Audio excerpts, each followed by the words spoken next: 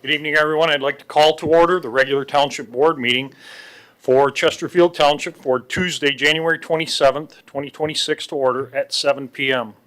Could we all please stand, face the flag, and recite the Pledge of Allegiance? I pledge allegiance to the flag of the United States of America and to the republic for which it stands, one nation, under God, indivisible, with liberty and justice for all.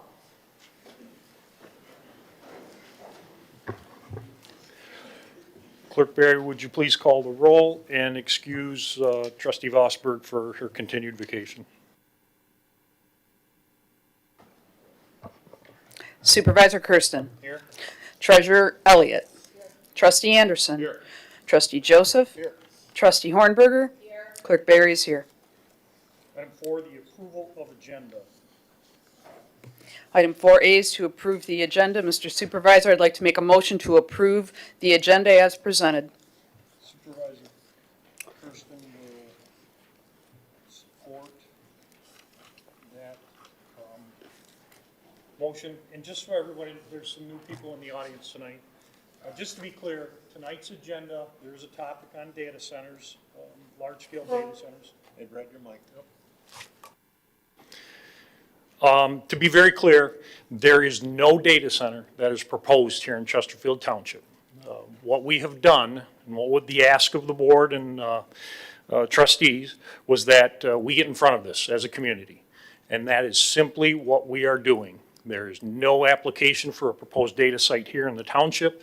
We have not heard of anything. Again, the approach to this is make sure that we are on firm footing and that there's an education component to this for our community, not only for our board members up here and for our planning commissions also. So again, with that being said, I have a motion by Clerk Barry, supported by Supervisor Kersten, to approve the agenda as presented tonight. Could all please vote? Results will appear once results. Everyone has voted. Motion passes 6-0. Item 5, presentations tonight. We have no presentations tonight. Item 6, department reports. We have some internal department reports. We'll start out with Mr. Sonnenberg.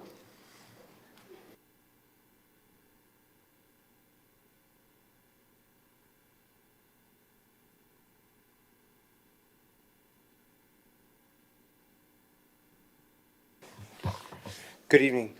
We just wanted to make the residents aware near Carriageway and North Point subdivision that our team will be on site over the next 2 weeks doing some work in that vacant land between Carriageway and I-94. We're going to be doing some drain cleanup and some property maintenance. So if you see our trucks in and along Carriageway Drive and some equipment driving in and out, it's just us doing some basic maintenance to some drainage and some areas that we've been looking at through drone footage that we want to get cleaned up.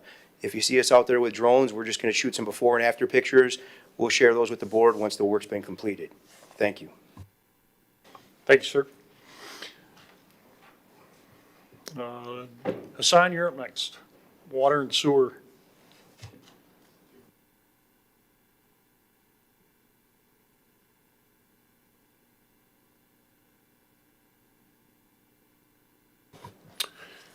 Hassan Hussein, Assistant Director of Public Services. Good evening, Honorable Board. This is a report on what is to be expected in anticipation of the recently adopted water and sewer rates and bill structure changes for services provided effective January 1, 2026. The upcoming February billing will cover service period November 2025, December 2025, and January 2026. The new rates will be imposed and applied for the January 2026 service month only. The prior rates will still be applied for November and December. The March billing will cover service period December 2025, January 2026, and February 2026, with the new rates being applied only for January 2026 and February 2026. The prior rates will be applied for December. The April billing will cover service period January 2026, February 2026, and March 2026, with the new rates being applied to all 3 months of service. All billings prepared after April will be prepared using the new rates only. I have distributed the bill back document for reference to you all. This is what the current back of the water bill looks like starting in January of this year. The bill back can be found on the back of the water bill that is mailed out. Next slide. This is the top half of the bill back, which contains information related to the new water and sewer rates and structure. It also contains what the new rates are. The new rates can also be found on the township website. Next slide. This is the bill explanation that explains what a sample water bill will look like under the new structure. It contains billing lines for each charge type, a water meter reading and history, and other important billing information. The bill explanation can also be found on the township website. Thank you.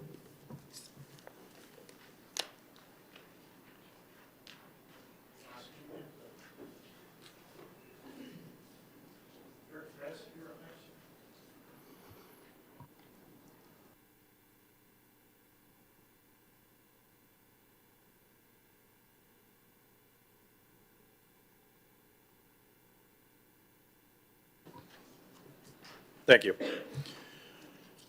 I wanted to come before you to just give two updates.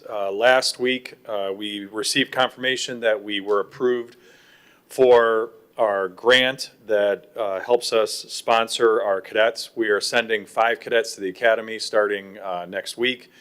That grant covers $100,000 of the expenses. So I want to thank first the public safety team who applied for the grant and that was awarded, but also our partners at the state that have continued to support that. It's been a very successful program and continues to help make our cadet program very successful. The second thing I want to provide an update on was the fire department's accreditation and where we stand at this time. I have some information that I placed on the board, but the Commission on Fire Accreditation International was created in 1988 to provide a strategic self-assessment model for fire and emergency services agencies worldwide to determine when a fire department has achieved an appropriate level of professional performance and efficiency.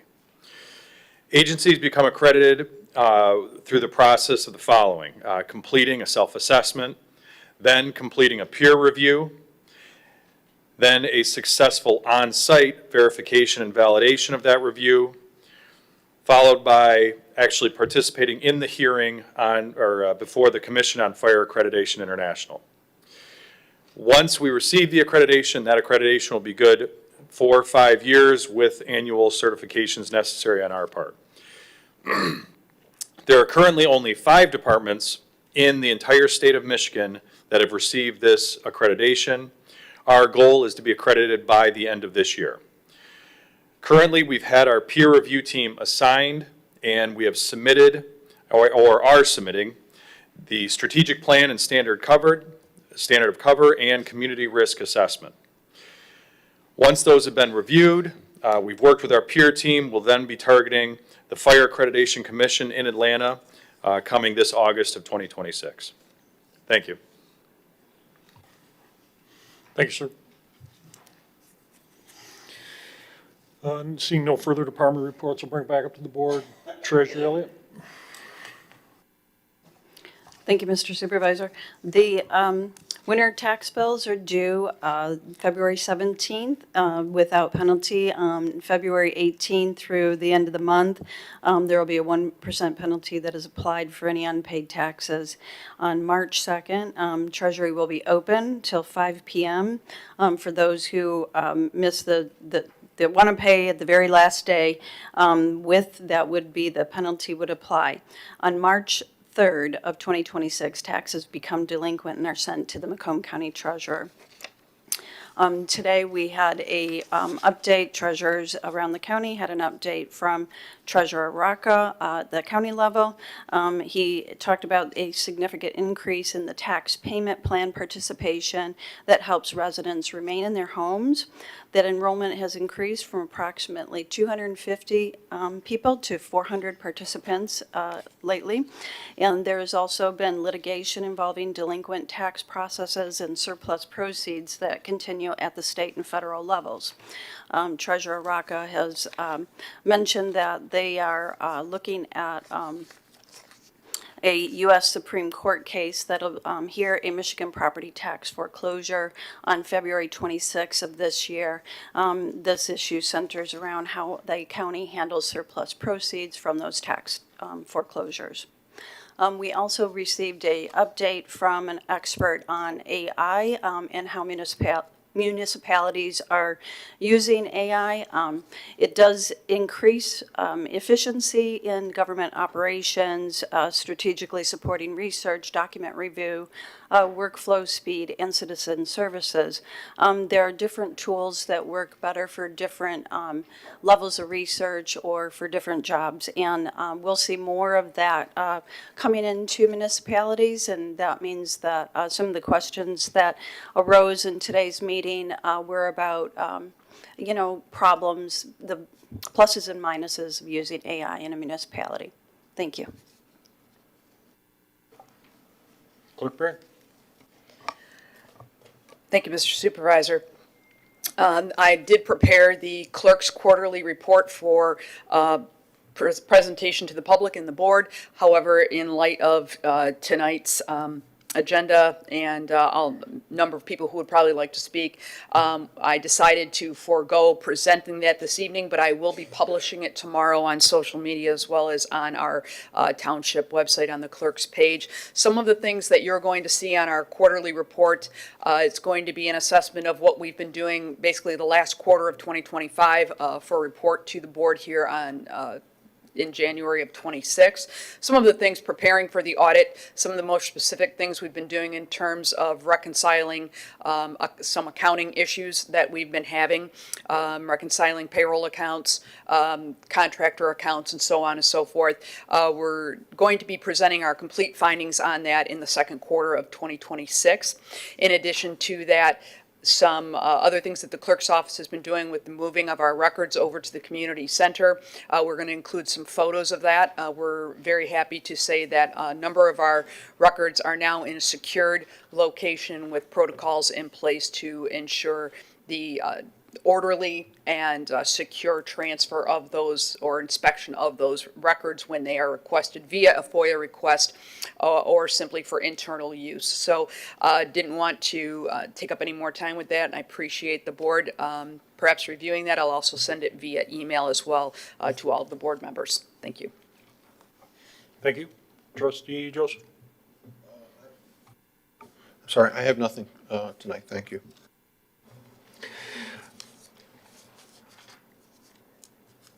Move on to item 7, public comments. There are public comments on agenda items only. There is a 3-minute time limit for all to speak. If you would, please state your name, not required, just so we can keep track. And again, this is the public comment section. Comments on the agenda items only. The mic is open. Anyone who wishes to speak.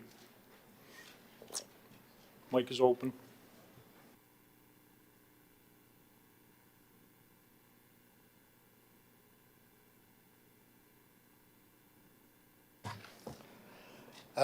Joe Kadich, live on Sutton. A couple of things I wanted to talk about tonight. The first one is the item C, where you want $170,000 for a mobile stage for the park. I missed a few meetings, but I understand there's also been money approved to build a pole barn out there for 200 some million or 300, $200,000 or $300,000. I got a problem with this. I look back over the number of years since they started working on the park with the shoreline thing, and easily between that, the nature center at Salt River, the different the paddle parks and everything, it's probably $4 or $5 million put into that park, and we've not paid. There's no millage for Parks and Recreation. And the money obviously came from what I've talked about before. You took money illegally from the water department and used it, $12 million over the last 4 years. And now you're continuing to do this without catching up and paying no attention, raising the water rates, which you didn't really have to do. And you're still going, which shall I call it, not balls out, but basically spending as much as you can on that park. There's no necessity for it, and there's no money behind it. The general fund is down, probably below from when we had Supervisor Akavetti was here. There just seems to be no end to spending here without any regard to the cost of the people. There's not that much benefit of the park that what has cost us in loss of what could have been done with the water department. I'll leave it at that. You guys, you know, you got to look around and see what you're spending your money on. The other thing is on the data center. I hope you do a better job than you did when we had the company that wanted to put in that auto resale junkyard. Nobody fought that beforehand, and it cost us a lot of money because that went through. It came through twice. Finally, the second time, the planning commission didn't approve it. The zoning board didn't approve it, and you had to go to court. And it was only because you went to court because of the fact that 800 people from this district signed a petition to not allow that. Now, I'm glad you're out in front on this. I'd like to know what.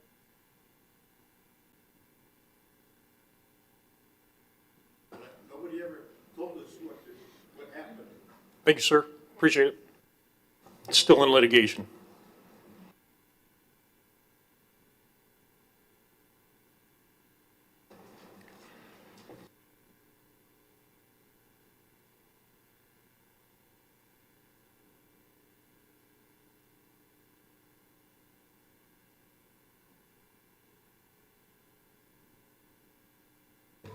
Item 8B on the bill run, F&O paid $3,200 to move file cabinets with the contents. We wanted to spend money on a mobile stage. We didn't need to pay people to move the stage, but yet we hired an outside mover to move our files and file cabinets. Something seems a little bit askew with that kind of program. Item 10C, the mobile stage, facts from the July 28th, 25 board meeting. It was $150,000, now it's $170,000, which includes a $42,000 budget amendment. The current use is summer concert series, Cheers of Chesterfield, Christmas tree lighting. Those are all free. They don't even charge anything to get into some of those events, so there's no money to be recouped on that. At the last meeting, Ms. Vanderson said that we would coordinate between the departments for delivery and pickup to events. What are the employee salaries to do that? Are there any overtime costs involved in doing that? She also said that it would be accessible as rental to other community groups or businesses. Who will do that transport, setup, tear down, and what are those costs going to be? And what is it going to cost other communities to rent it? Is it going to be so expensive they're not going to want to do it from us? Ms. Anderson also said our insurance would cover liability rentals from outside groups, and that legal counsel would be needed for that language on the agreement to make sure that all the boxes are checked. What does that cost? She never actually said how much that would cost in the legal fees. The vendor recommends indoor storage to extend the purchase, the life of this purchase. DPW had outside storage. The police department has inside storage. And then as Mr. Kadish mentioned, there's plans for a $250,000 pole barn at Brandenburg in the budget, in the plan. The Lions Club was providing a generator with their stage. They're no longer doing that. She never covered the cost of a generator last year when she presented that. So what are those costs? So I really want to know, what are the full costs of owning this stage? And wouldn't we want to know that before we go forward with making this kind of a purchase? And in the July 8th, 25 board meeting, Kersten's comments in the final comments were, I quote, "I bring a stage presentation to the board for Parks and Rec. It goes down. I'm missing something here with board members. I truly am. Why was Ms. Vanderson's name on that agenda item if he's the one that was bringing it forward? Is he putting the words into her mouth, or is this something Parks and Rec is truly bringing forward?" There's a slew of rental companies out there. We can probably rent from them. Might cost more, but we get better equipment from them. Maybe the best answer is to build a permanent stage at Brandenburg, and then there are no moving costs, no liabilities as far as that goes. Item 10H, Gary DeMasters, with his position there, I just really request that the Code Enforcement Department really does their job and gets out there and actually starts enforcing the code before there's complaints made. And as far as the data center goes, that's a subject I'm still learning about, so I'll leave it up to the board members to discuss that. But mark my words, this better not be another cell tower situation where the language is skewed ahead of time, allowing companies to come into our township and do whatever they want. That cell tower in Jefferson got jammed up everybody's butts over there, and there's nothing they can do about it now. Thank you.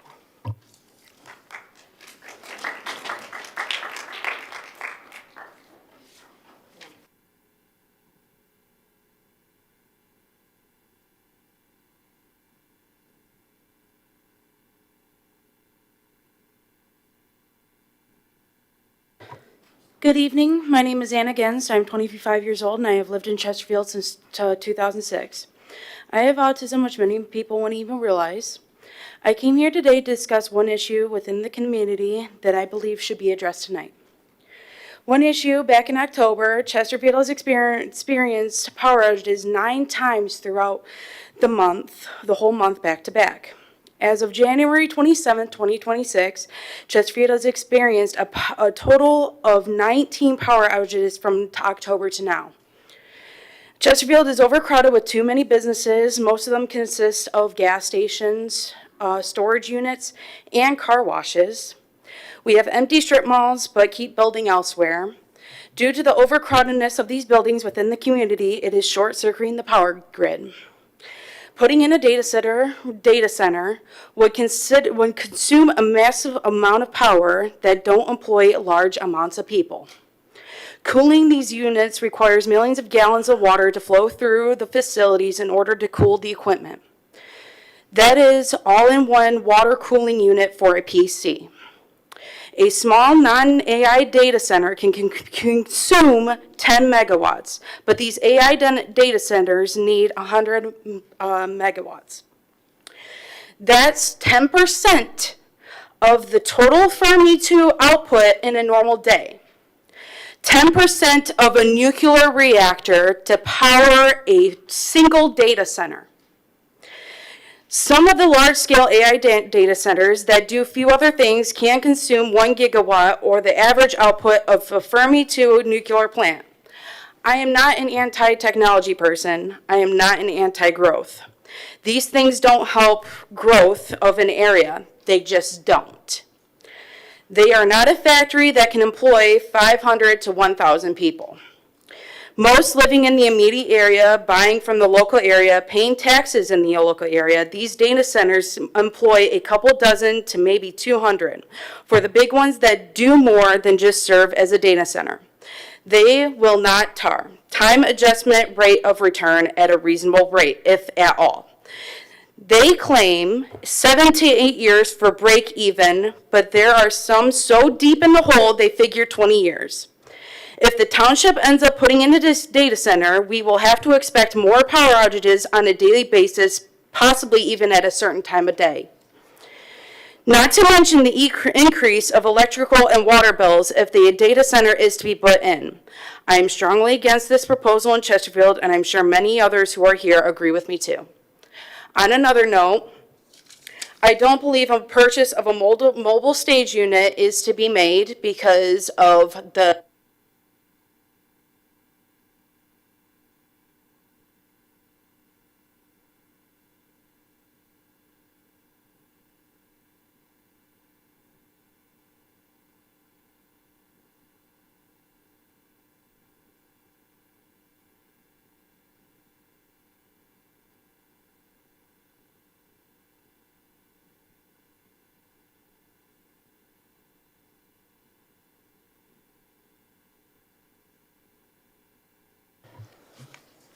Hello, my name is Kristen Jock. I live on Edgewater.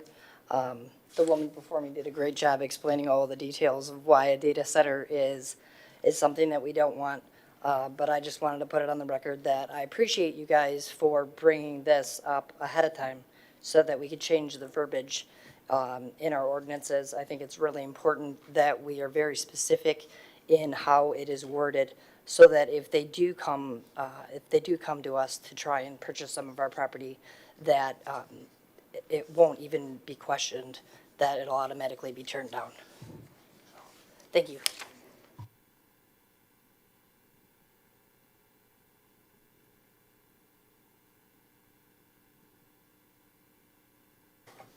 Anyone else from the public?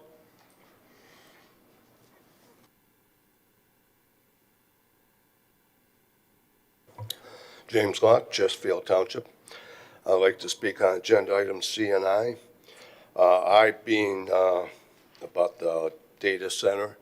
As I understand it, it is just asking the board for a request to ask the building or the zoning commission to look into it. Make changes if necessary, right? Yes. I mean, There are no plans, as you specified, SEMCOG, and there's no plans for a data center here in the township.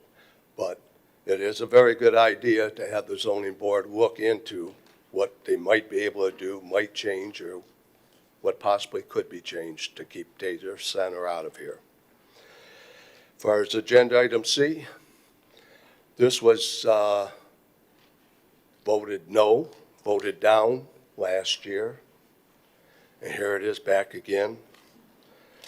I don't understand why we have to have this mobile stage. It's expensive. It's expensive to maintain. There's a lot of extra costs added to it, to maintain it, to insure it, and all the other licenses that go along with it. Why do you think the Lions Club decided not to do it anymore, not to buy a new one and rent it out to everybody? It wasn't worth the effort. It wasn't worth having the crew to move it around. Has anybody ever thought of looking into a smaller stage?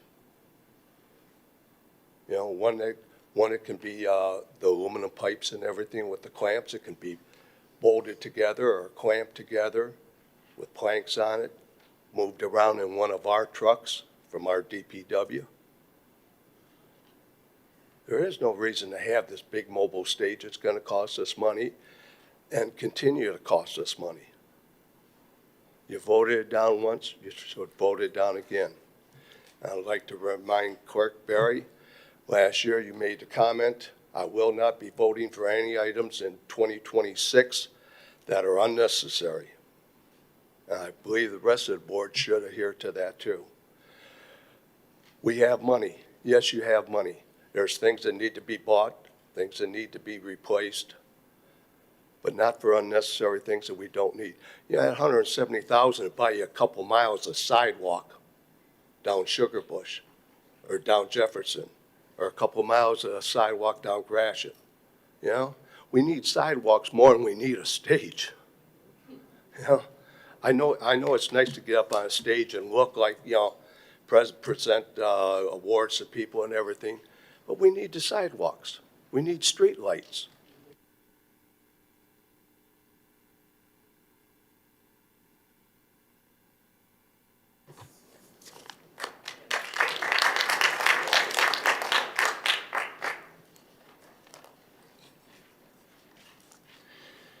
Well, good evening, Mr. Supervisor, members of the board. Thank you for your leadership. My name is Kevin Kiefsky. I'm actually a Republican candidate for Michigan Attorney General.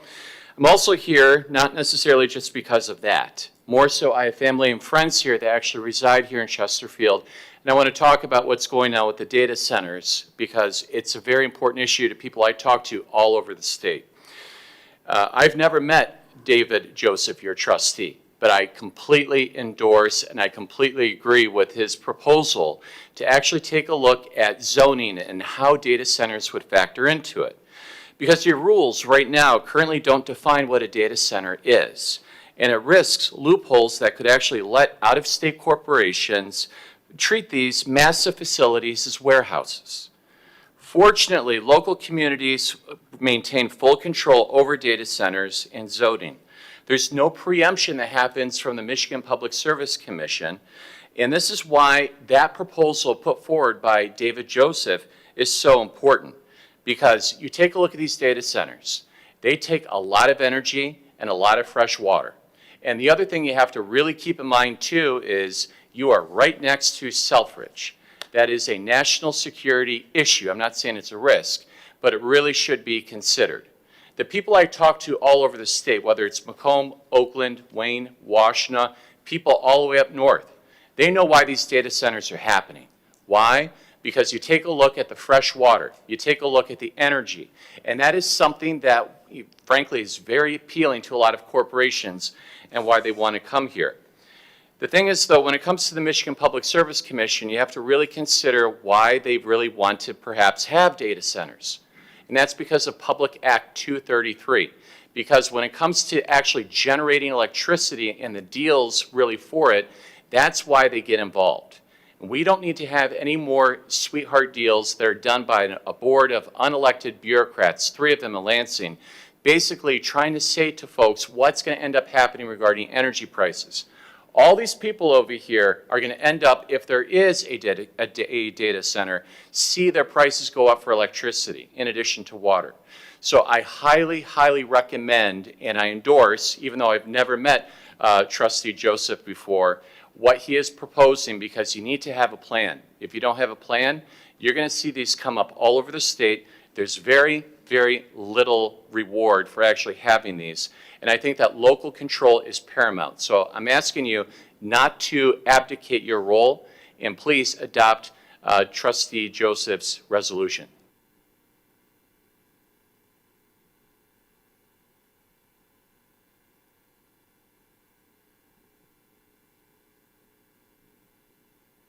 Any further comments from the public? Seeing no further comments from the public, I'll move on to the consent agenda, item 8. Clerk Berry. All items under the consent agenda are considered routine by the board and will be enacted in one motion. There is no separate discussion of these items.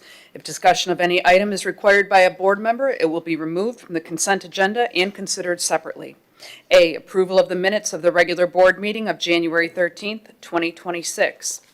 B, approval of the payment of bills as submitted by the Finance Department.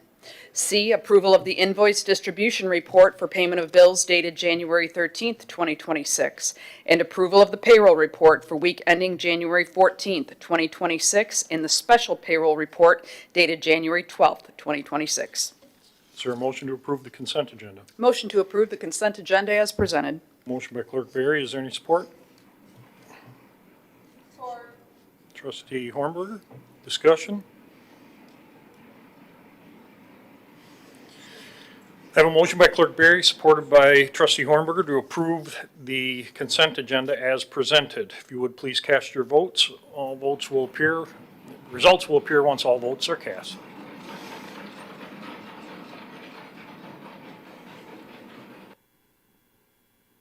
Item passes 6-0. Public hearings. Item 9, there is a public hearing scheduled tonight. Clerk Berry. Item 9A is to conduct a public hearing on January 27th, 2026 at 7 p.m. to hear comments regarding the allocation of the 2026 Community Development Block Grant CDBG funds. Is there a motion to open the public hearing? Motion to open the public hearing? Motion by Trustee Joseph, supported by Trustee Anderson, to open the public hearing. Clerk Berry. Trustee Joseph. Aye. Trustee Anderson. Trustee Hornberger. Treasurer Elliott. Aye. Supervisor Kersten. Aye. Clerk Berry, aye. Public hearing is open at 7:34 p.m. Ms. Vanderson, would you? Thank you. The intention of the public hearing is to allow anyone from the community or the community groups to share their thoughts with the Township Board directly. The CDBG Community Development Block Grant funding is available only to qualified nonprofits groups. They work directly with Macomb County, go through an application process, and then are granted permission to request money from area municipalities. Not all requests are granted, not all communities share their funds, so it's completely up to the board to do so. We did advertise through Macomb County daily posting as required, and then we also shared that meeting information through our contact at Macomb County to inform all of the nonprofit groups of the meeting information.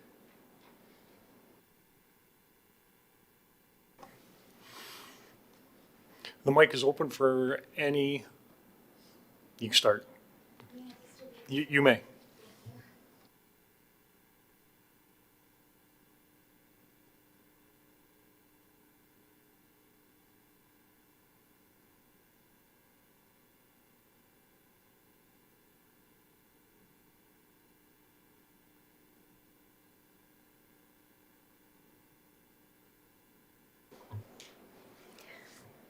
Good evening. My name is Jennifer Fisher, and I am the Development Director for Maggie's Wigs for Kids in Michigan. First, I would like to thank you for the opportunity to present our program this evening for consideration of CDBG funding and for your past support over these many years. We are a local grassroots 501c3 nonprofit organization that provides wigs and support services to children ages 3 to 18 at no charge throughout the state of Michigan. Founded in 2003, over the last 23 years, we have helped over 6,000 Michigan families all at no charge, to receive a wig and support services when their child has been diagnosed with cancer, alopecia, trichotillomania, or other medical disorders that cause hair loss. In addition to the wigs, we're always growing our support services to help our kids emotionally, socially, and psychologically as they journey through their health challenges. We've had great success with our skincare and makeup classes over the last year. It helps our kids maintain a positive self-image. We've also had a VR for Kids program. We're utilizing technology by giving virtual reality headsets to children to help them with pain management, meditation, relaxation, whether they are home or in the hospital system. And I know I have actually witnessed that program myself because my daughter, Brianna, was diagnosed with bone cancer at 9 years old. And she needed support while she was going through the hospital because she had a lot of anxiety. She had already received her wig. She had already participated in other classes and activities. But having something to distract her while she was going through this journey was monumental. And her VR headset really helped her. And since that time, several years ago, she's doing much better. And we've seen this program grow over the last 3 years to help more Michigan families. We were awarded Cranes Detroit Business Notable Leaders in Healthcare Technology for having these VR headsets. So it's wonderful what we're doing at our Wellness Center in St. Clair Shores for free, starting with a wig, starting to help the kids with a positive self-image, and then even using technology to support them right from their hospital beds. So with our CDBG grant request, we are asking for $1,200 to provide a wig and support services to another child in Chesterfield within the coming grant cycle. We keep our requests reserved because we know there's a lot of nonprofits that need funding and there's only so much funding to go around. And we look at the last amount of kids we've had from your community and we anticipate seeing at least one more from your township come and receive services. So if you ever know of a child in need, please refer them to us. We help everyone. We charge nothing. We turn no one away. You can contact us, 586-772-6656. You can even find us online at www.wigs4kids.org. And I'm happy to answer any questions you have. Thank you. Any questions from the board? Trustee Joseph? Yeah, not a question, just an expression of gratitude. Just looking at the years since Ms. Varney's operation has been in play, 2003, we've had 15 Chesterfield children that have accessed Wigs for Kids, and the average cost is, I understand it, is approximately $3,000 per child. We're rapidly becoming a donor community. We get so much more out, and I appreciate your recognition of some of the other charities. You have tremendous success with your fundraising efforts and appropriately asking for what you think that we can contribute is also much appreciated. But please let Ms. Varney know on behalf of our whole board how much we appreciate her and the work that you do at Maggie's Wigs for Kids. Thank you. Thank you, sir. Any other questions from the board? Thank you. Thank you. Appreciate it. Thank you.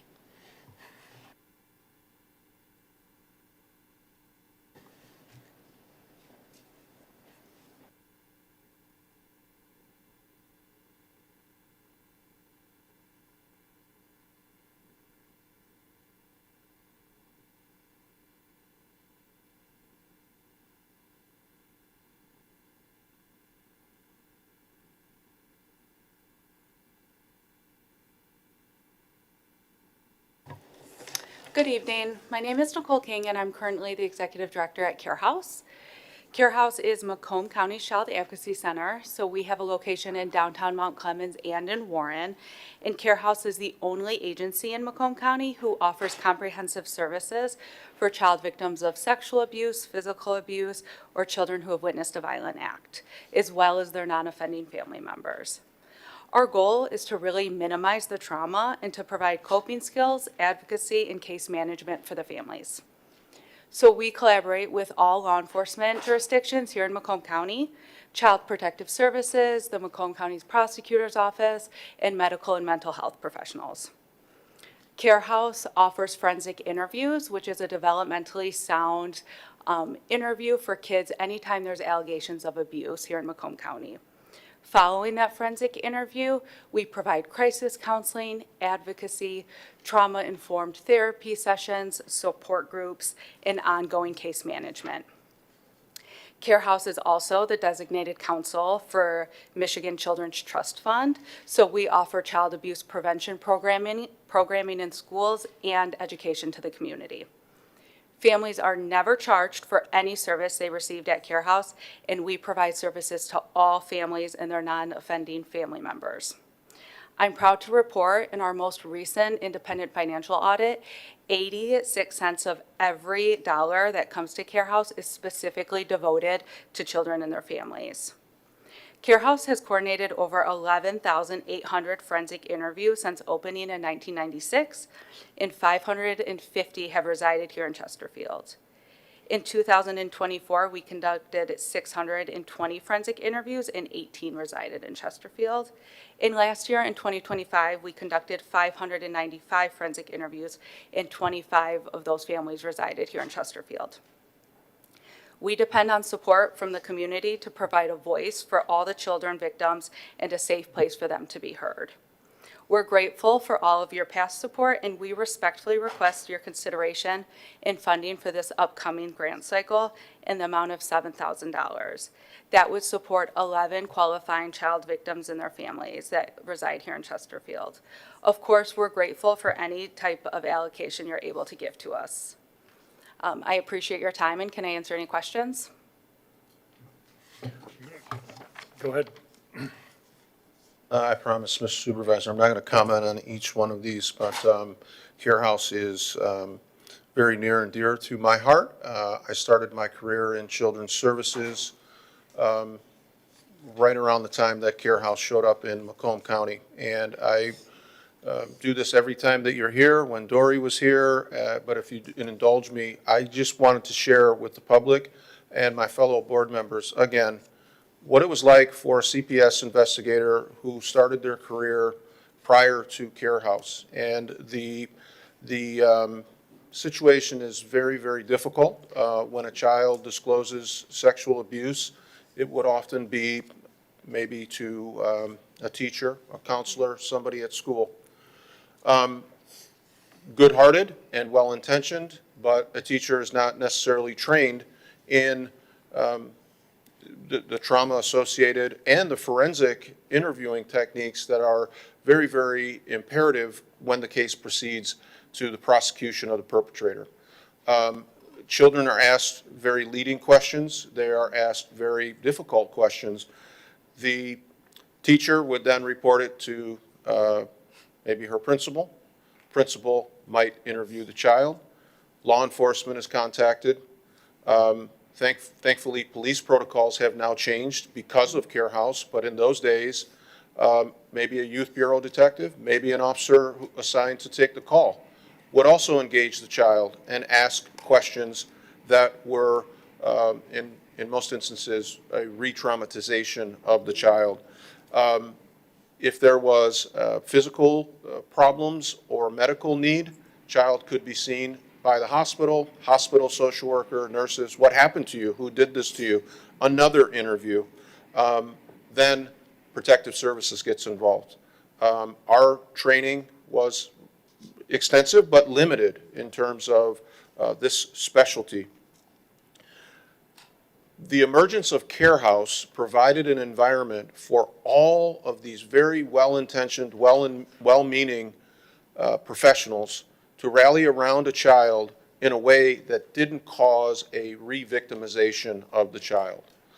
Care House is a place that the child would come with their family. The environment, the physical environment, is as relaxing as could possibly be.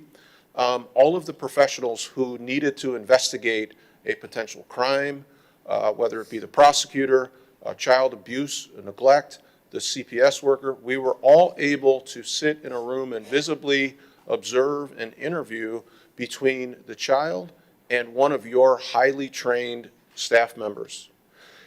This was invaluable for not only making sure that the monsters that walk among us got proper justice in court and the evidence preservation. But even more important than that was the reduction of trauma that a child who had been sexually abused had to endure. Sadly, I've worked with children who, by the time they got to court, described the process of retelling their story as worse than the actual sexual abuse that they suffered. So I can't say enough things about the positive impact of Care House and my complete admiration for the staff over there. They've been excellent for decades, and they really do stand as a pillar in our community of what child advocacy really looks like. My only regret is that we don't have enough money to fund you at the requested amount, but we are going to do our best because you are really heroic in your service delivery on behalf of the children of this county. So thank you. I appreciate you saying that. Thank you for your guys' support always.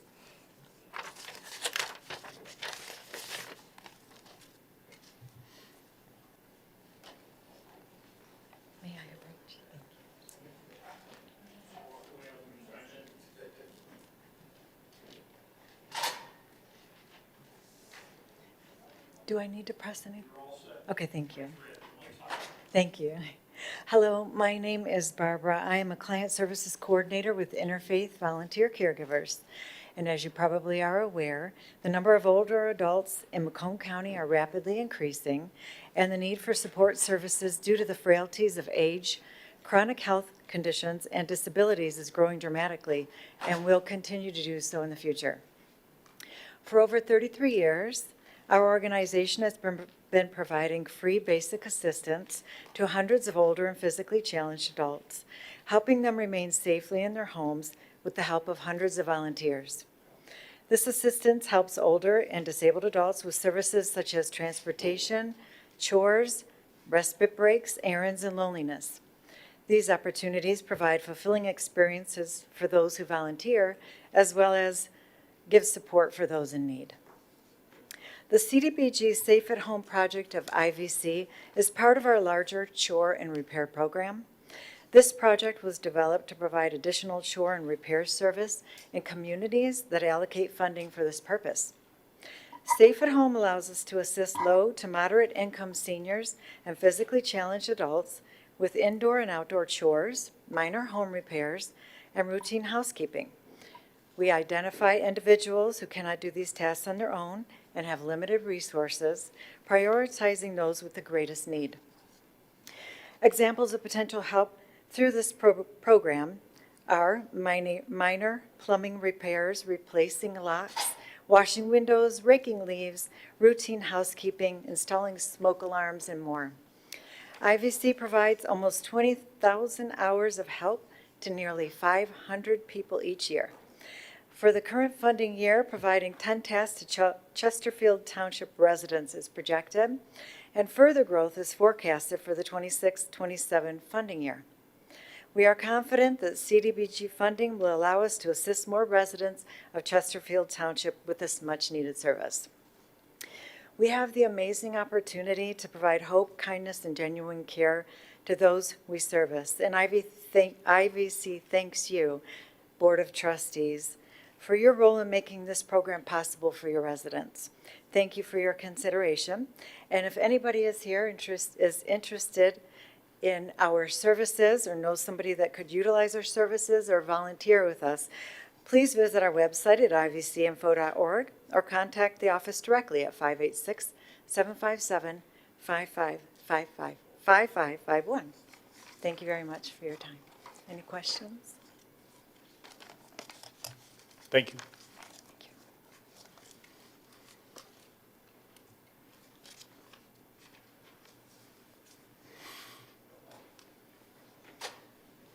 Are there any more representatives here from?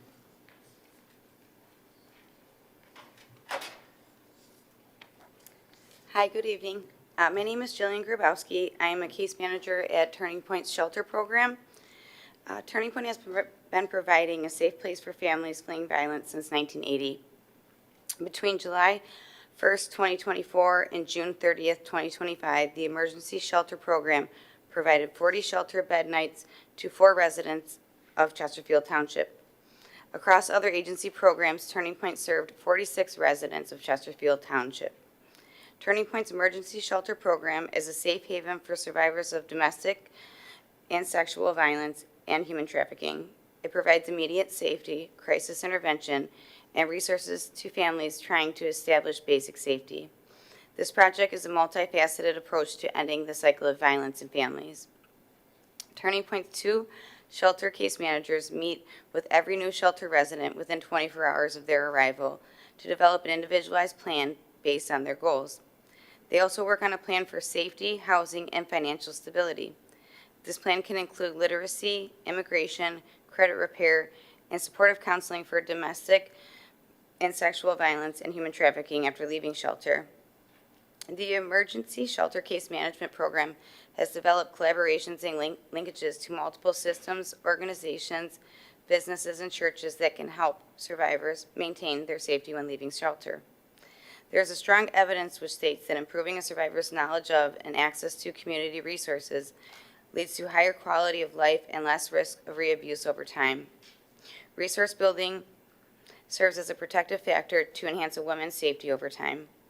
Turning Point continues to provide comprehensive services to children while in shelter and after they leave. Children in shelter receive crisis support, tutorial and educational assistance, safety planning, recreational activities 7 days per week.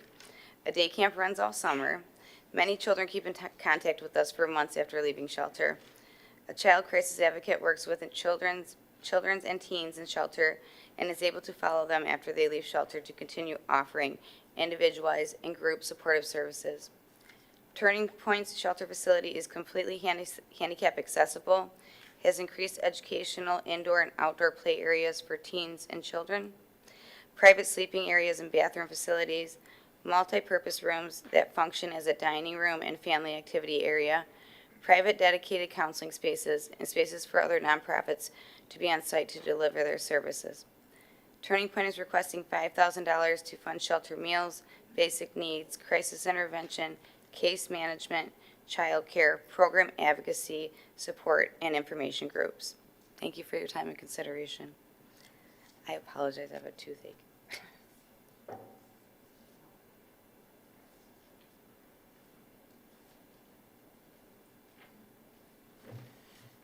Thank you.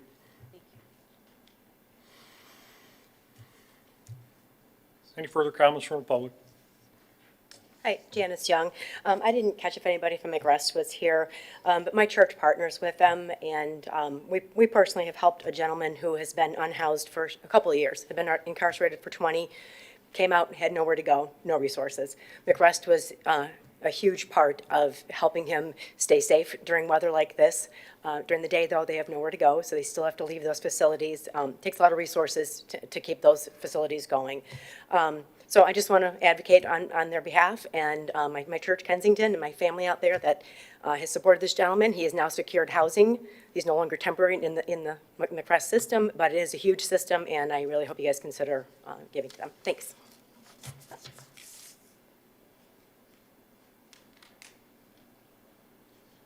Any other comments from the public? Any other comments from the public? Motion to close the public hearing? Motion by trustee Joseph to close the public hearing. Supervisor Kersten will support. Trustee Anderson will support.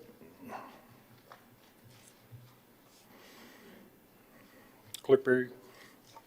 Trustee Joseph. Aye. Trustee Anderson. Aye. Trustee Hornberger.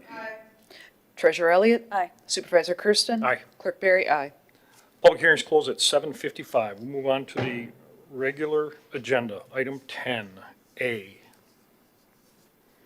Item 10A is a recommendation to approve the allocation of the 2025 Community Block Grant CDBG Public Service Funds as follows. $12,800 to the Chesterfield Senior Center Programming, $3,000 to the Senior Shore Program, $3,000 for Care House, $2,000 for Hearts for Homes, $1,000 for Interfaith Volunteer Caregivers, $1,500 for McRest, $1,200 Maggie's Wigs for Kids, and $2,000 for Turning Point, Inc. So moved. Motion by trustee Joseph. Supported by trustee Anderson. Discussion. Mr. Vanson, you have anything to say, or? Yep, I'm just talking about how we arrived at this number. Chesterfield Township has been able to support nonprofits for over a decade. We've been receiving the CDBG funding, and we're able to disperse it out, luckily, to nonprofits that work in our community. The Parks, Recreation, and Senior Services Department, I know, benefits greatly from the allowances that are provided. As the older adult population increases, so does the need for their programming and their services that they request from us. So we do ask for a portion of that to be held back as well. In note, the $3,000 to the senior chore program, that is the only option that is not optionable to change, or an option to change. That one comes from Macomb County, and it's actually services directly through the county. So that one is a standing note that every community has to give, but outside of that, the numbers we're able to come to. Continued investments on our side for Chesterfield Senior Center funding will go towards programming, like I said. It can also be for facility space, amenities, strengthening those events, or even tables and chairs like we purchased in 2025. I do want to note there is a typo on there. It says 2025. Make sure it is 2026 CDBG funding. It's fiscal year 2026, starting June 1st. Thank you. Questions from the board? July 1st. Questions from the board? Seeing none, I have a motion by trustee Joseph, supported by trustee Anderson, to approve item 10A. If you would please cast your votes. All votes will appear once all votes are cast on the screen behind us. Item passes 6-0. Item 10B. Item 10B is to approve a recommendation by Parks and Recreation to reappoint Lisa Minter, Charlene Munt, Karen McCullough, and Eleanor Lamb and Barbara Kress to the Senior Citizen Advisory Board with a term ending January 27th, 2029. Supervisor Kersten will make a motion to approve. Is there any support? Support. Was it Clerk Perry? Only if these women behave.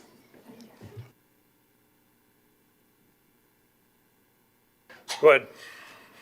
Just offering my support for each of the reappointed members. They are actively engaged in their community. They have done great things for the Chesterfield Senior Center, and I expect they continue to do the same. They are all here tonight mostly. I'll defer to you, Dave. Yeah, we can both go for a while on the value of this committee and the value of the individuals involved. I really do look forward to our monthly meetings, and I appreciate the work that you do with our township seniors in terms of talking with them about issues or concerns that they have. Through this committee, we've been able to resolve a number of problems before they become big problems. We also have some very, I don't want to say aggressive, but you are very diligent in your service of really putting an end to rumors. And so when rumors become, well, I heard, then it sort of a week later becomes fact. And you all do a very good job of bringing concerns and then taking back to our seniors reassurances of what township board policy is, what budget issues are. There are no plans to, force the seniors out into the cold. There are no, you really do a great job.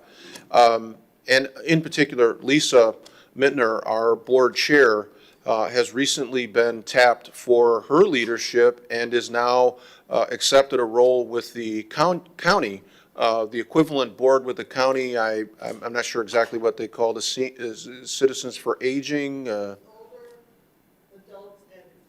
Older Adults Advocate is a group that meets on a regular basis, comprised of individuals from around the county. And our Senior Advisory Committee chair was tapped to join that group. And she does great work, and she's very, very committed. And I've been on a lot of committees over the years, and I can tell you that the Senior Advisory Committee is one of the most rewarding committees that I've ever had the pleasure to work with. I really do appreciate all of you very, very much, and thank you for your commitment to Chesterfield Township. Clerk Berry. Thank you, Mr. Supervisor. In anticipation of the confirmation of these ladies' appointments, I just wanted to let them know that I would be available after tonight's meeting if you'd like to stay, and I will swear you in to your new term. If you are unavailable, please contact the clerk's office, and I would be happy to make an appointment to swear you in anytime it's convenient. Thank you. I'm going to echo Dave's comments. Ladies, it's been an honor and privilege working with you. I'm glad you took up the mission right off the bat. We've done good things. We're going to continue to good things. You guys have great voices, and we will continue to grow your network and our services to the seniors in this township. So thank you very much for staying engaged. Any further discussions from the board? I have a motion by Supervisor Kersten, supported by Clerk Berry, to approve item 10B. Clerk Berry, if you would please cast your votes. Votes will display once all votes are cast. Motion passes 6-0. Congratulations again, ladies. Item 10C. Item 10C is a recommendation by Parks and Recreation to purchase a mobile stage unit from Century Industries not to exceed $170,000 and approve a budget amendment in 2026 for $42,000.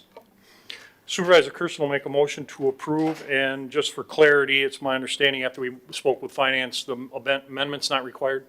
Correct. The way they look at it is it's a deposit in this year, but the full payment is in 2027, so it'll actually be pulled into the 2027 budget. Thank you. Supervisor Kersten will make a motion to approve. Is there any support? Support. Is that Trustee Joseph? Michelle, I'll give it to you. Several of the items for this featured request are similar, but there are some things that have changed. The price that we are renting the Lions Club stage has increased. Before we were renting at $1,100. Now it is $2,100 every time we rent that stage. The nature of the stage is still declining. It is still near the end of life. We do not know how long it will last.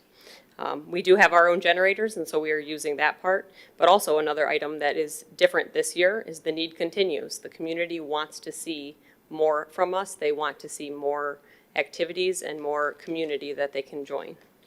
What you have before you is the bid that we chose, Century Industries, their MSM 3200 Showmaster unit.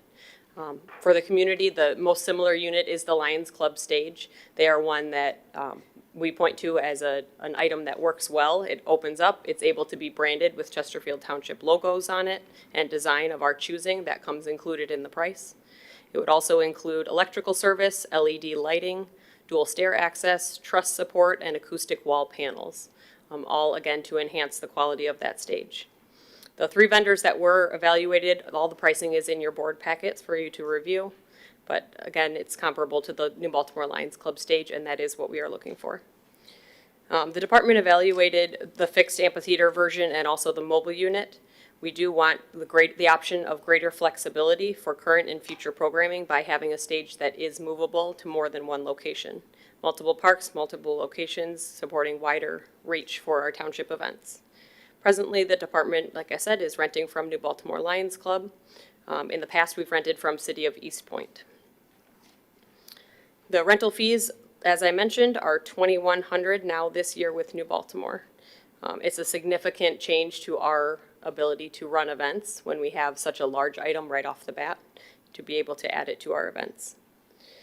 Expanded access to an in-house mobile stage would allow for immediate additional programming, including the North Gratiot Cruise that we are partnered with, Halloween events, Easter events, expanded concert series. We now have a 4-day concert series that very much is wanted more by the community and wants to see growth. So that could see a larger span throughout our summer season. And then also other civic or cultural presentations are absolutely welcome to use the stage if we had it.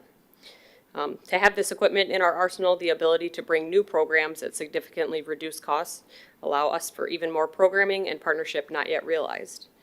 In the office or in the township, we also have other departments that may want to use it. The police department, the fire department, anyone would have access to this stage because it would be a Chesterfield Township-owned asset. We are able to rent it out. As I mentioned last presentation, it is a possibility for us to rent it as a township. It is covered under our liability insurance. And I'll go over the numbers when I look down the financial details of it. But there's a potential to have revenue from it by renting it, whether that's within the township, outside of the township. That certainly would be up to the board. The authorization is for up to $170,000.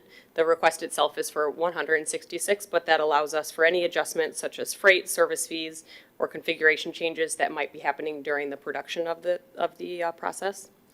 Liability insurance would be $431, and registration for the vehicle between $200 and $300. Those are 2 additional costs that would come with owning the stage. This year in 2026, we would be putting down a $25% deposit for this year, and then the remainder would be due in 2027. As we touched on, that would be a 2027 budget item, so it would be amended in the future. With the delivery time, they're still expecting, same as it was before, a 1-year delivery time. That's because they build these units to order. They are asking for what we want to see in it. We give them what features we want to see in our stage, and then they craft a stage directly for us, deliver it right to us here in Chesterfield. The item has previously been listed in our CIP plan, and it follows our department's plans to increase community engagement and offerings to match the current and future need that Chesterfield Township wants. As mentioned before, again, it's very similar to the last one. Facilities has it as a location for it. Either DPW or the police facilities are both an option, and it definitely is recommended by the manufacturer that we keep it indoors. It will extend the life. The warranty time is 20 years, but it's also beyond that if you take care of it and store it inside. So the community wants to see improvement. The community wants better, so the request in front of you is for a mobile stage trailer. Thank you, ma'am. Questions for the board? I'm just going to jump in here. Originally, I was not a fan of renting it out to other communities, but fortunately or otherwise today, I get a couple of calls from some local municipalities that saw our post and they would be interested in becoming renters should it be available to them. So, you know, I'm flexible there. I really with these communities, I trust the leadership there, so I think that I can change my position on that. Again, that's why I support this. I think the community demands it. It expands our branding. It expands your abilities in Parks and Rec and Senior to all of the functions that you've mentioned. And again, it's about providing a service to the residents, whether it be at one of the parks with a band shell or one of our own events here. So, Trustee, any questions? Trustee Anderson? Yeah, I have some comments here. 10-year $1 million proposal claiming to net $2.5 million yearly dedicated to parks and recs was discussed at the May 13th meeting of this past year. Also addressed that night was how this revenue would be used and how that and the money from the general fund might be needed for extensive repairs and upgrades to the Township's community center, formerly known as Sugarbush Elementary School. You can follow the discussion of that meeting on YouTube. By a 5-2 vote, the board rejected forwarding this novel tax request to our township voters. 5 meetings later, July 8th, 2025, there was a request by Parks and Recreation to purchase a mobile stage not to exceed $150,000. By an identical 5-2 vote, the board rejected it. Again, you can go to YouTube and view the discussion of that night. Since that time, the board majority has increased your water bills. The board majority has also added an administrative fee of 0.8% to your annual tax bill. For the sake of brevity, I'm not going to go belabor what I believe may have caused these increases. Do your own research. Tonight, Parks and Recs again asked for a purchase of a mobile stage unit for $170,000 $20,000 more than the one a few months ago. I'm going to interject here. Perhaps I might look at it more favorably if these other departments within the township, if they anteed up monies to this instead of it being hit out of one fund. However, at this time, I understand the desire to add this inventory for their activities. However, I'm of the opinion that with the potential and unanticipated township expenditures, now is not the time to engage in any non-critical purchases of this magnitude. Thank you. Thank you, sir. Any more comments from the board? Trustee Joseph.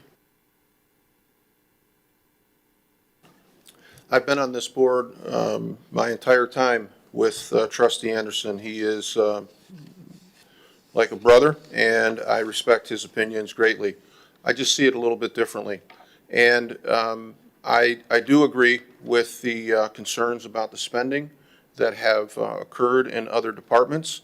I voted to increase the water bill, mainly because the anticipated rate increases, which we just saw from Great Lakes Water Authority. They're recommending, I believe, 7% water, and, well, not recommending, they're imposing 7 or 8% on water and roughly the same amount on sewer. They've increased rates really every 6 months, and our board has voted to really absorb those increases out of our general fund. Your water rates, your tax bills, they're all collected for the services that you are provided, and what we know from our water expenditures that we have, I think finally, and I encourage it, we have finally spent money out of the enterprise fund to actually put into a capital improvement plan projects that have been neglected for years. So we have multi-million-dollar water line replacements that are taking place simultaneously all around the township. I agree with the concerns about past expenditures, but the realignment of the water department and the efficiencies in the water department, capital improvements in the water department, coupled with the Great Lakes Water Authority rates, I really didn't feel that it was responsible to continue to pay down, spend down the enterprise fund and leave us in a very, very dangerous situation for the emergencies. I won't elaborate deeply on the administrative fee. I'm looking at what we as a board deal with regularity, and that is the challenging of taxes through the tax review process.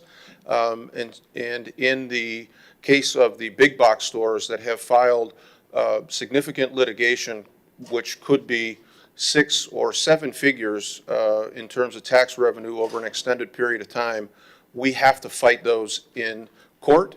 And our only option, as our counsel has advised us, was to hire a special firm that specializes in this very, very specialized place. So that was all discussed, and our votes were cast for at least for me, for those reasons. I don't, however, see any correlation or connection to the Parks and Rec request. In fact, I was listening to your presentation on where these things could be utilized, and I was struck by the fact that, well, our Christmas tree lighting and our some of the events, a number of people who are in this room have commented on Facebook about data centers. Why don't you look at green space? Why don't you look at enhancing the experience of the Chesterfield residents? There's nowhere for us to go with our children, and to take their tax dollars and provide them with an enhancement in the Parks and Rec that can be used for concerts. And in talking with Supervisor, and I know that our partners over at the Southeast Michigan Chamber Group have partnered with us for a United Way grant involving our summer camps and our ability to take care of working parents who want a safe and fun place for their kids to go. And it's anticipated that our summer camp program, with the inclusion of the grant, will double. A Parks and Rec that is equipped with a portable stage to bring in events that we couldn't do right now. You just simply can't program anything around entertainment that would require or be enhanced by a portable stage because, one, the availability may not be there. You mentioned the Lions Club increasing almost double their rental. They do it out of necessity because the repairs on that stage, which have exceeded its life expectancy, don't permit them to continue to rent it out at the current rate. East Point, which was another municipality that we were able to occasionally rent there, is no longer, I understand from the East Point City Council, that they have voted to cease all rentals of their equipment because it's fallen apart and they just can't use it. So if you wanted to put together a concert which is elbow to elbow in the park on the 4 occasions that you have, if you wanted to, you would be encumbered by the limitations of even securing a proper. I don't know how the enhancement of park services is considered frivolous. I see residents who come to our Parks and Rec Commission meetings with requests for increased programming and concerts. And I don't know how many more events that we are, as a township of our size, going to roll out a hay wagon and host an event. Like, at some point, our taxpayers deserve to see the benefits of their tax dollars in a meaningful way with some quality programming and the ability. I realize that $170K isn't a lot of money. It is a lot of money, and I understand those who think that it could go somewhere else. I happen to believe that our citizens deserve some return on their tax dollars. And, the loudest and most, the nastiest among us who talk of this expenditure as some kind of corrupt, malfeasance, and they can sit home with their signs and color crayons and don't spend my money. But the public that I engage with are also clamoring for some return on their tax dollars, and I think this could go a long way to enhancing a number of the attractions and a number of the events. As I mentioned, the tree lighting is one.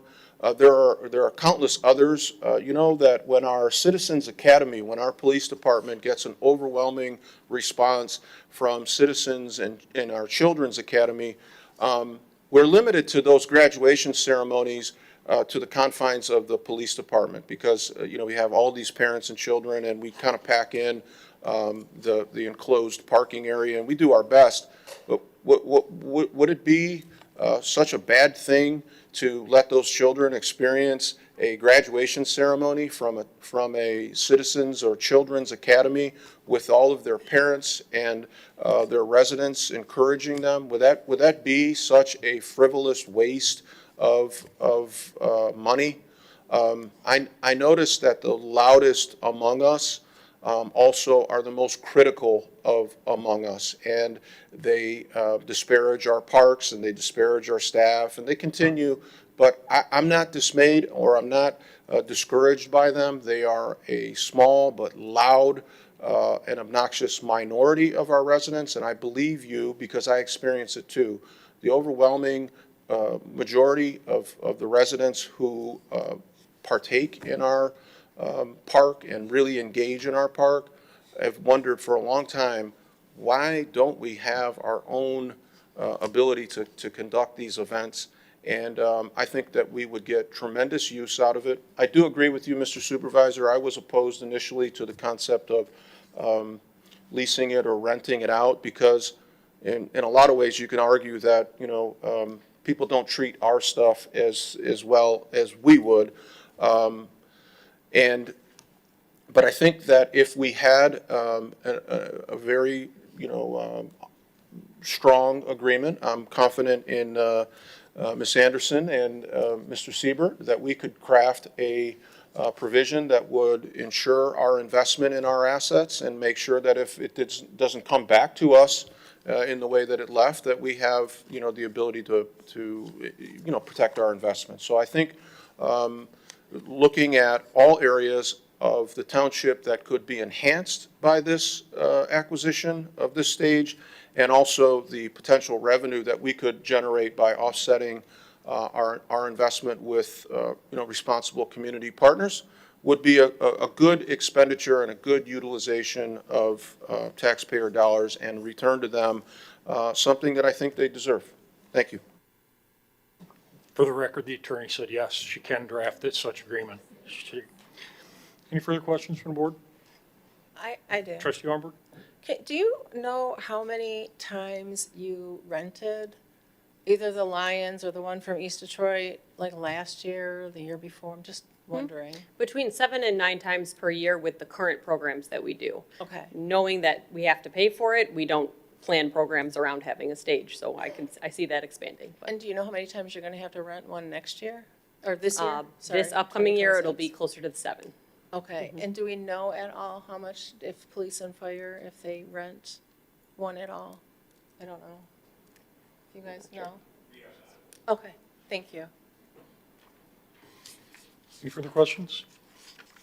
Again, Trustee Anderson, with all due respect, and I appreciate everything, your opinion, the reason this is back on here is because the residents did reach out and say, that was a good idea, where did it go? And after some further discussions internally, it's like, okay, let's bring it back and try and present this in a similar fashion, but maybe highlight some more detail. Again, I was entrenched in, it's ours, I don't rent our car out, but to that point, and in some conversations today, I think there may be some value there, and I'm willing to change that opinion if this is approved tonight. Everything Trustee Joseph says, the residents are asking for, whether it be the over 600 acres of green space we have in the township we're trying to develop. The residents want amenities. They want events. They want a return on their tax dollars, as you have said. And that's what we strive to do here, is make this an enjoyable community. And I got to thank Ms. Vanderson and her staff for always looking and trying to improve, along with public safety, the fire service, their events that this would be added to. So I'll end it there. Any Treasurer Elliott? Have you looked into what you would charge if you were to rent it? Would that be the 2,000 or? I imagine the New Baltimore stage is near its end of life. They're charging $2,100 to do it. What I would do first is look at all areas across the state, across other states, to make sure that we're in line with what makes sense and what our community can handle. But I imagine it will be a similar number, yes. Is the life of this, was it 10 years? Is that what you had said, that you thought the usable life of these, or was it longer? Longer. It's a 20-year warranty. It's a 20-year time frame guaranteed. Beyond that, some communities have had it, I believe, up to 40 years. 35, I think, was the oldest that I saw in Oakland County. And Mr. Supervisor, when you got those phone calls today, did they say how many of interest? Did they give you any kind of interest of how or when? No, I didn't engage them. I told them, let's see how this goes tonight. And because my opinion originally was no, again, I said, if it's approved, I'll mention it at the board and see what the board's direction and discussion is. If that's part of this to get approval, we'll definitely engage them. Is that something that maybe we can do a little research on and come back with? There's no reason to come back for it. This is the second time here. It's they've reflected an interest, and if this is approved tonight, we'll have to see how far that interest is, whether it's them or not. If the board wants to use this to rent it out to those that didn't call, again, I'll leave it to the board's direction. Trustee Joseph? Yeah, just, I like where Treasurer Elliott's going in terms of trying to recoup some of the cost. I think our board, and I think it could be something that we take up with the Parks and Rec Commission. I think we have time. If we approved it, we won't have the build and the ability to use it for better part of a year. So I think we could, one, establish a working dialogue in the Parks and Rec Commission is something that we could take up. Take a look at what potential rental opportunities are, how much we rent it for. Would give us time for our attorney to draft, a policy, a rental policy that protects our interest, and then also get some feedback from our other departments within the township. And I think there is some merit to Trustee Anderson's idea of other departments using it. Some other departments do have funding that comes to them through different revenue streams. Perhaps that could be something to offset the Parks and Rec budget, but this is a general fund expenditure at this point. And I like your ideas, and I would like to move forward with this and then begin the process of figuring out how to recoup some of our money and how to best use the asset. So appreciate the questions. Treasurer Elliott?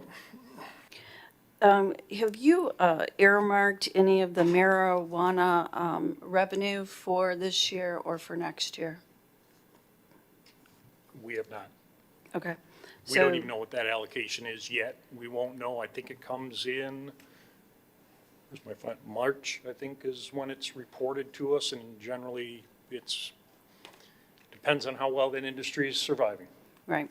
So, well, you'll find out next month. So I know that this has come up several times, a couple of times before the board, and I know that it's very important to you guys. However, there's a break-even point, and I think I brought that up the last time. And I'd like a little more information and research. So I'm not necessarily for or against it. I just want to make sure that the numbers make sense, and that if we can allocate some of the marijuana revenue, when we find that out next month, we'll know that dollar amount. And towards this purchase, I would be in support. Trustee Joseph? Yeah, if I could propose a friendly amendment to your motion. And that motion, the friendly amendment would be inclusive of the commitment of the cannabis revenue until such time that the entire stage is paid off, that we would dedicate cannabis revenue and give the residents exactly what you're talking about, which is a return on something that was also very divisive in this community, and that is the inclusion of cannabis dispensaries. By the ballot initiative that passed by, I think it was 58% of our township residents, we have dispensaries. With each one of those licenses, there is a return to the community. It varies from year to year depending on the vibrancy of the community, but I would be comfortable, just without knowing the exact dollar amount, to propose a friendly amendment, and that is that the revenue generated from cannabis be earmarked in 100% in total until such time that for the duration, until such time that the entire stage has been paid for by cannabis revenue. And I'll accept that. I'll accept that amendment. I got no problem with that, and I'm sure our finance department will not either. Offer continued support. Thank you. Clerk Barry, do you have all that? So I have a motion by Supervisor Kersten to approve the request with Trustee Joseph's support with a friendly amendment of dedicating all cannabis funds towards the purchase of this item until it is paid off in full. That pretty much summarizes it, Trustee Joseph? Yes, sir. Thank you. Any further discussion, comments? Again, I have a motion by trustee Supervisor Kersten, supported by trustee Joseph, to approve item 10C with the friendly amendment added. If you all would please cast your votes. Results will appear once all votes are cast. Item passes 4-2. Thank you, Dr. Vellen. Thank you. Item 10D. Item 10D is to approve a request to transfer a specially designated distributor's liquor license, SDD, and a specially designated merchant liquor license, SDM, with Sunday sales, AM and PM, to Sheets of Michigan, Inc., located at 29050 23 Mile Road, Chesterfield, Michigan, 48047, and adopt resolution number 2026-03. Supervisor Kersten will make a motion to approve. Is there any support? Second? Clerk Berry? Clerk Berry, these are usually directed through your office. You want to open it up or let the applicant? It's fine. Yes, so as board members will see in their packets, all of the required documentation has been provided to you. This applicant has, we've received the letter from the state of Michigan, as well as they have paid their $2,000 fee for their license. And just like many of the other ones that have come before us in the past, the state obviously issues this license, but they do ask for the local municipalities to submit a resolution either in support or not in support of the applicant. And we are prepared with that paperwork as soon as the board takes action. The applicant here? Red button on the mic there if you don't mind.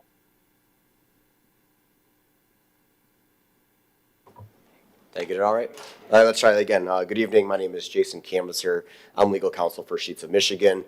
And as the clerk said, we're here to ask approval of the transfer of the SDD for spirits, the SDM for beer and wine. This is an off-premise only consumption license. There is no on-premise consumption. I'd also add that the Liquor Commission has already approved the transfer of this license. Just to add a couple things for the benefit of the community and the board. This is the Sheets at 29050 23 Mile Road. It opened late last year, I believe in November. This was Sheets' third store. They've since opened a fourth store in the state of Michigan.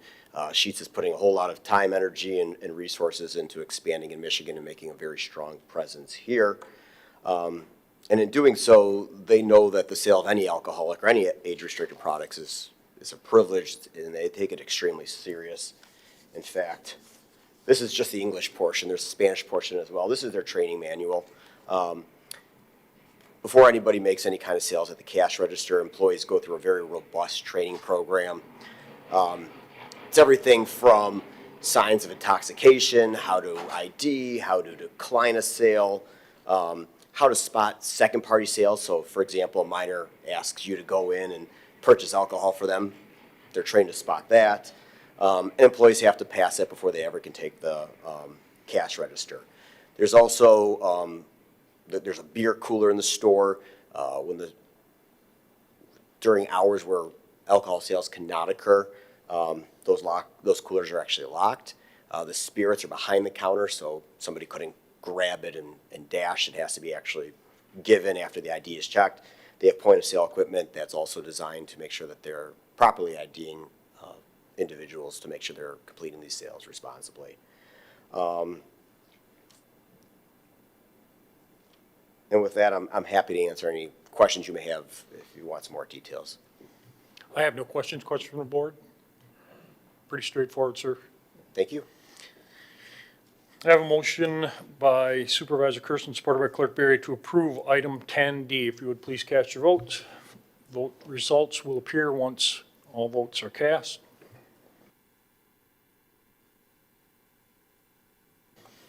Motion passes 6-0. Item 10E. Thank you, sir. Item 10E is a discussion regarding Bay Harbor Stormwater Pump Station future operation and maintenance funding mechanism.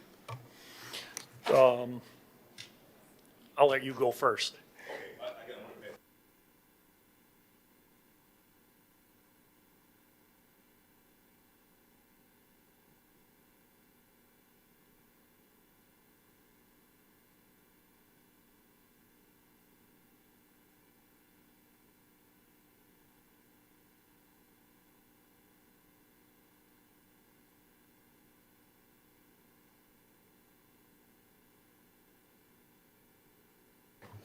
Good evening. As the agenda item says, it is a discussion to talk about the future funding, the future O&M funding for the Bay Harbor Pump Station. I do want to give a little bit of history. The station was originally built in roughly 1980. The total project cost at the time was $3.59 million, of which $3.455 million was a federal grant. And then the township paid $135,000, of which $100,000 was assessed to the district, a one-time assessment in 1977. So since then, as we know, the township the station kind of operated until it couldn't operate anymore. We went in 2023, and at the time, there was one electric pump kind of working and one diesel pump kind of working of the original 4 pumps. So starting in 23, we replaced an electric pump, then we replaced the diesel pump. And this is probably the time to go to, Karen, do you have the slide? Oh, okay. Well, I'm glad I passed this out then. So this is a rendering of the pump station, and it kind of goes through and explains, excuse me, what we replaced and when we replaced it and what the costs were. So starting in what we called phase 1, which was the pump repairs, we replaced 1 diesel and 1 electric pump and did some minor repairs, roughly $730,000. Phase 2B is actually what happened next. We did the lining and grouting of the outlet sewer and some work around the station itself for, roughly $2.6 million. And scheduled this year is the replacement of the next diesel and the next electric pump. And then the final roof and building repairs. That project is awarded to Quadrate, and it will happen in 2026 for roughly $2.5 million. So at the end of these 3 phases, the station will be basically back to the way it was in 1980. So we've kind of taken the total cost of roughly $6 million for those improvements.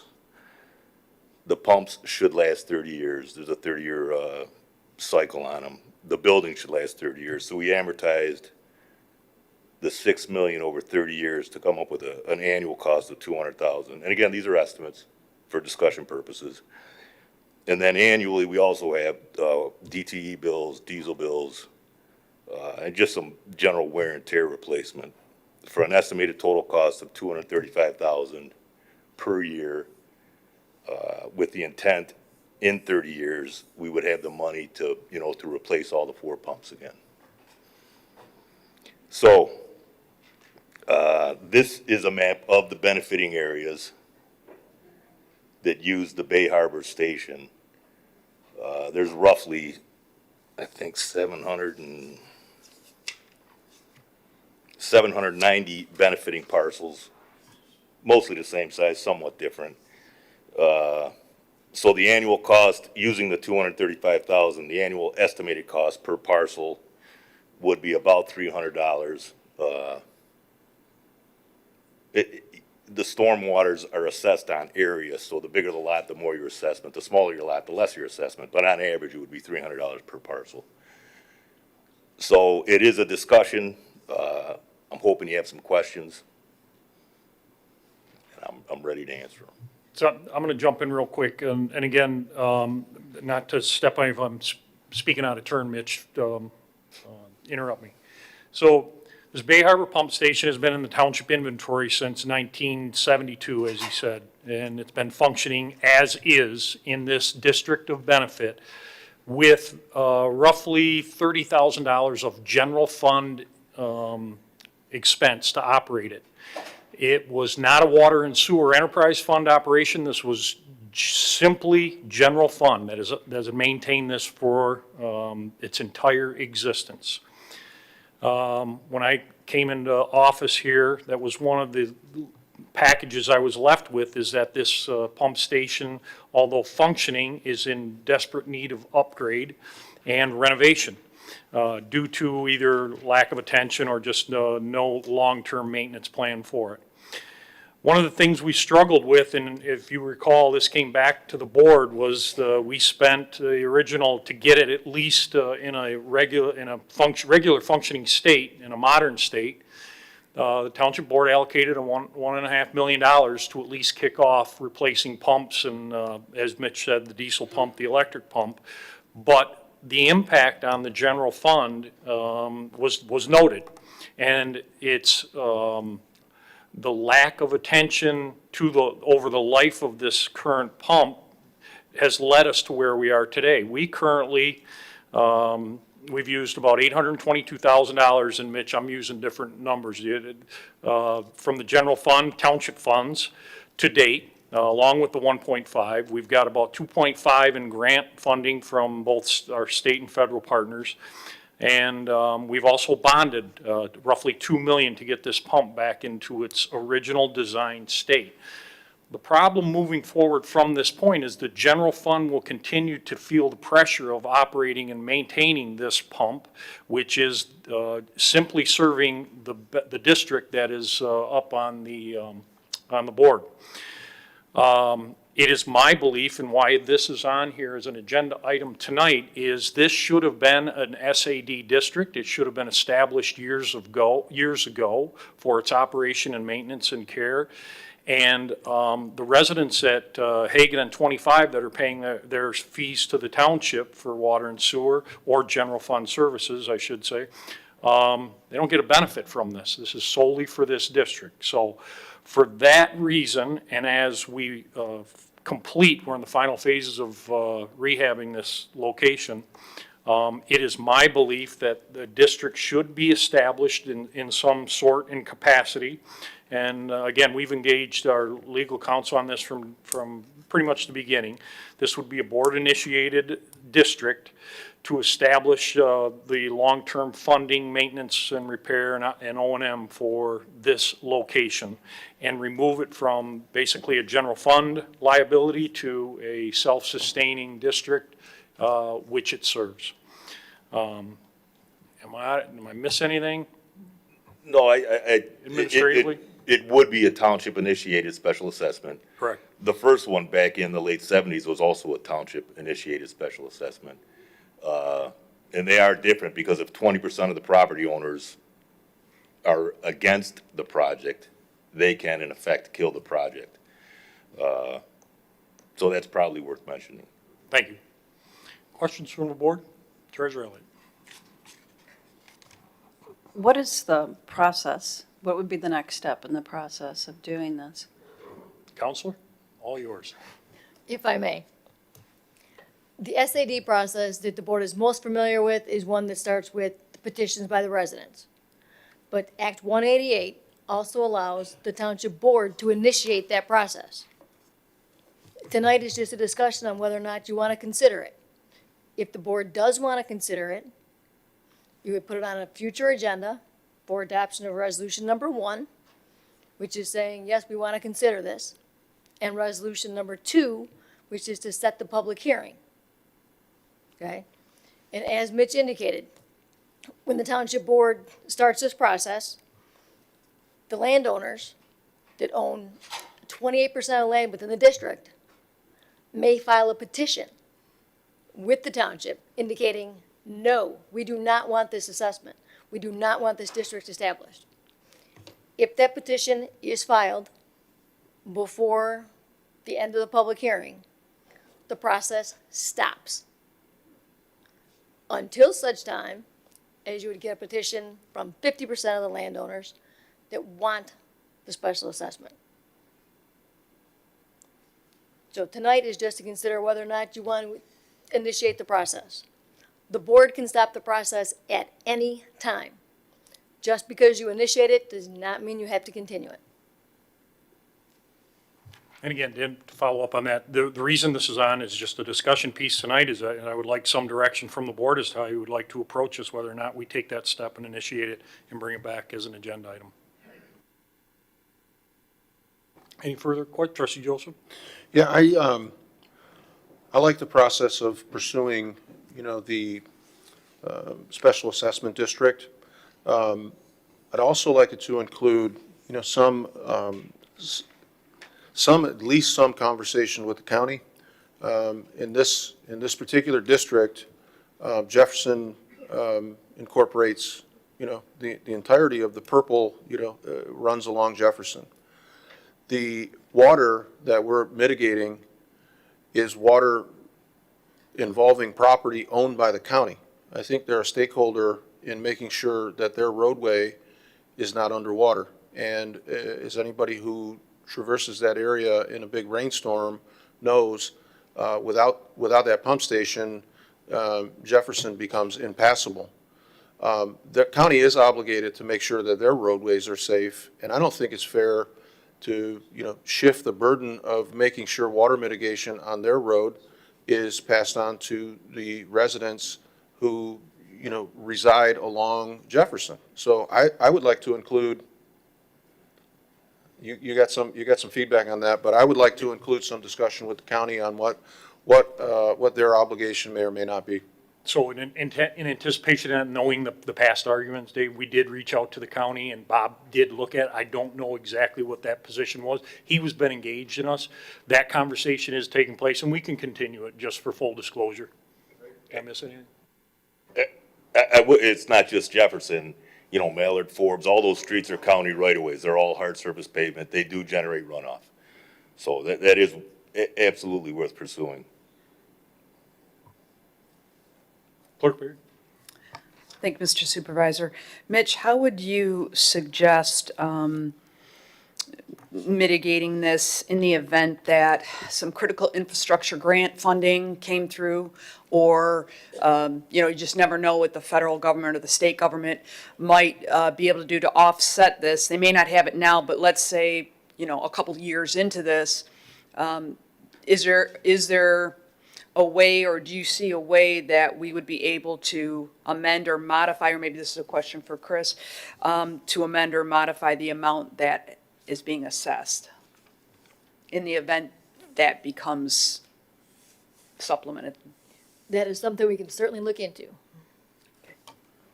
Again, to that point, this project has already been funded by the federal government. Lisa McLean's office is very well versed in it. They actually visited the site.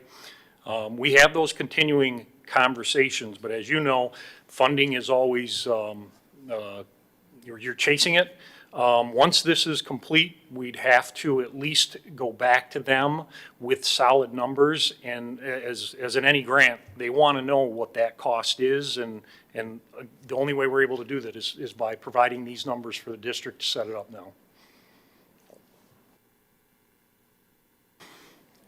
Any further questions or any additional questions? Again, I'm not looking for a motion tonight. I'd just like a conversation to continue this. If nod of the head or just you like what you heard tonight, we'll move forward with it. It'll come back as a township-initiated SAD district in the future. I miss anything, Mitch? Good? Any comments? Any additional comments? Thank you very much. Appreciate everybody's time and attention in this one. We'll move on to 10F.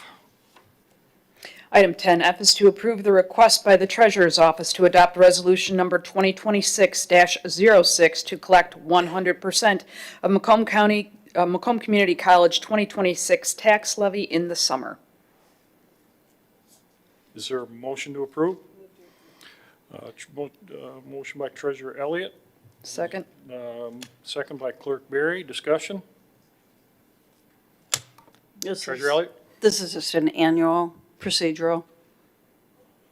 Understood. Questions from the board?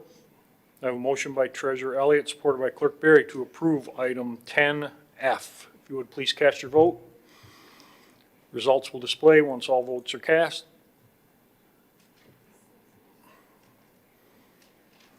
Item passes 6-0.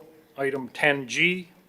Item 10G is to approve the request by the Treasurer's Office to adopt Resolution Number 2026-07 to collect 100% of Macomb Intermediate School District's 2026 tax levy in the summer. Motion by Treasurer Elliott.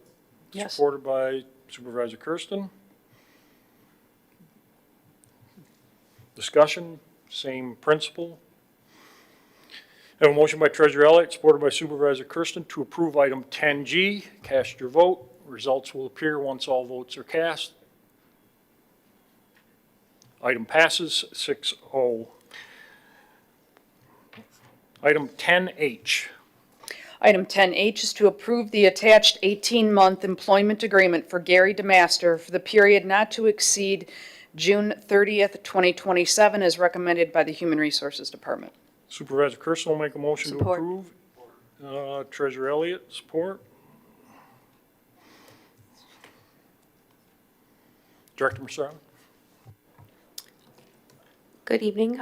Consistent with what we had done with the IAFF as well as the POLC unions, we did proceed with our management group to discuss what alternatives might be available to some of our more senior employees that we wanted to retain on staff.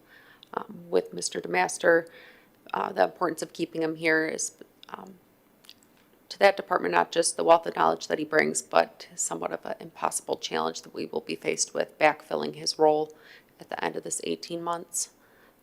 As we've seen with other communities within Macomb County, they've had unsuccessful bids to backfill their building positions. And this gives us a little additional time to work with restaffing that role and getting whomever fills that role upon his retirement time to be acclimated in the position, and it eliminates the potential for us having to be paying a contractor such as McKenna to fill that in his absence. So with this, not only does it provide that necessary staffing, but also somewhat of a reduction in the cost as he is no longer part of the union and receiving some of those additional benefits he had previously. Thank you. Questions from the board? Seeing none, I have a motion by Supervisor Kersten, supported by Treasurer Elliott, to approve item 10H. If you would, please cast your vote. The results will appear once all votes are cast. Item passes 6-0. Item 10I. Item 10I is to direct the Planning Commission to, 1, review the provisions of the Township zoning ordinance regarding the regulation of data centers, 2, consider zoning ordinance amendments if necessary, 3, conduct the required public hearing on any proposed amendments relating to the regulation of data centers, and 4, provide a recommendation to the Township Board for consideration. Is there, Supervisor Kersten will make a motion to approve. Is there? Support. Trustee Joseph. Again, Dave, I'll let you fill in. I know you had brought this up originally. We are not on anyone's radar for a data center, as I said in the beginning. It's been obviously spent a lot of time with our planners, internal and external, and learning this industry.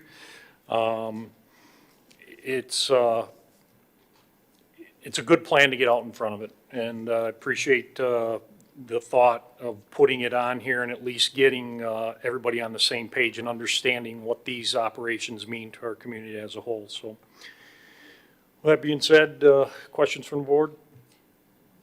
Trustee Joseph? Yeah, no, not so much questions. Just wanted to provide a little bit more of background as to why I brought this agenda item forward. We started talking about it at the end of last year as we saw data centers moving into Saline, and most recently in our neighboring Macomb County community out in Washington Township. As I by no means an expert on planning issues, but as a former planning commission liaison from this board, I have a bit of an understanding of, well, primarily permitted uses, and that was the area that was most concerning to me, is that when a business proposes a development or a project, most often they start at the planning commission and they submit a proposal for whatever their project might be. Our township is very, very good at identifying certain businesses. So, for example, if the master plan and our zoning ordinance permits a barber shop in a particular zone, our ordinance defines what a barber shop is. It defines a number of businesses. So entrepreneurs or individuals that looking to bring businesses to the township can simply go to our website. They can utilize a very user-friendly and see where in the township, if I want to put, well, we've had a lot of conversation about car washes or fast food places or gas stations. These types of businesses are all laid out in our township zoning ordinances. So it is frustrating. I realize that people don't quite understand what happens when a business applies to put in a permitted use in a zone that is designated for their particular type of business. Personally, I'm not a big fan of the multitude of car washes that we have in the community, or storage units that we have in the community, or even fast food restaurants that we have in the community. But I would encourage people to look at it from a legal standpoint. And while we may not be in favor of multiple car washes or restaurants, if you're a builder and if you're a developer and you think that your storage unit is superior to another storage unit, and you want to bring your business to the marketplace, and you go to the township zoning ordinances, you find the permitted use and you submit the appropriate plan, if the township denies that building, that construction, because, well, we just have too many car washes, we're just sued. And we're sued successfully, because you cannot simply pick and choose winners and losers and eliminate opportunities for developers to develop their property. So a property owner who wants to sell their property to a storage unit, if it's a permitted use, they submit the plan through planning, and you have another storage unit. It is not the township board that works behind the scenes with a giant map and plots out, we'd like a barber shop here and a car wash here, and we don't have that authority. We don't have that ability, and trying to interfere with that process illegally gets us in trouble. And when we get sued, it's not just for the right to build their building, and oftentimes there are damages associated, like, hey, you've tied me up for now 2 years, and had I been illegally afforded what I'm legally entitled, I lost X amount of revenue, and those damages are also part of some of the litigation. A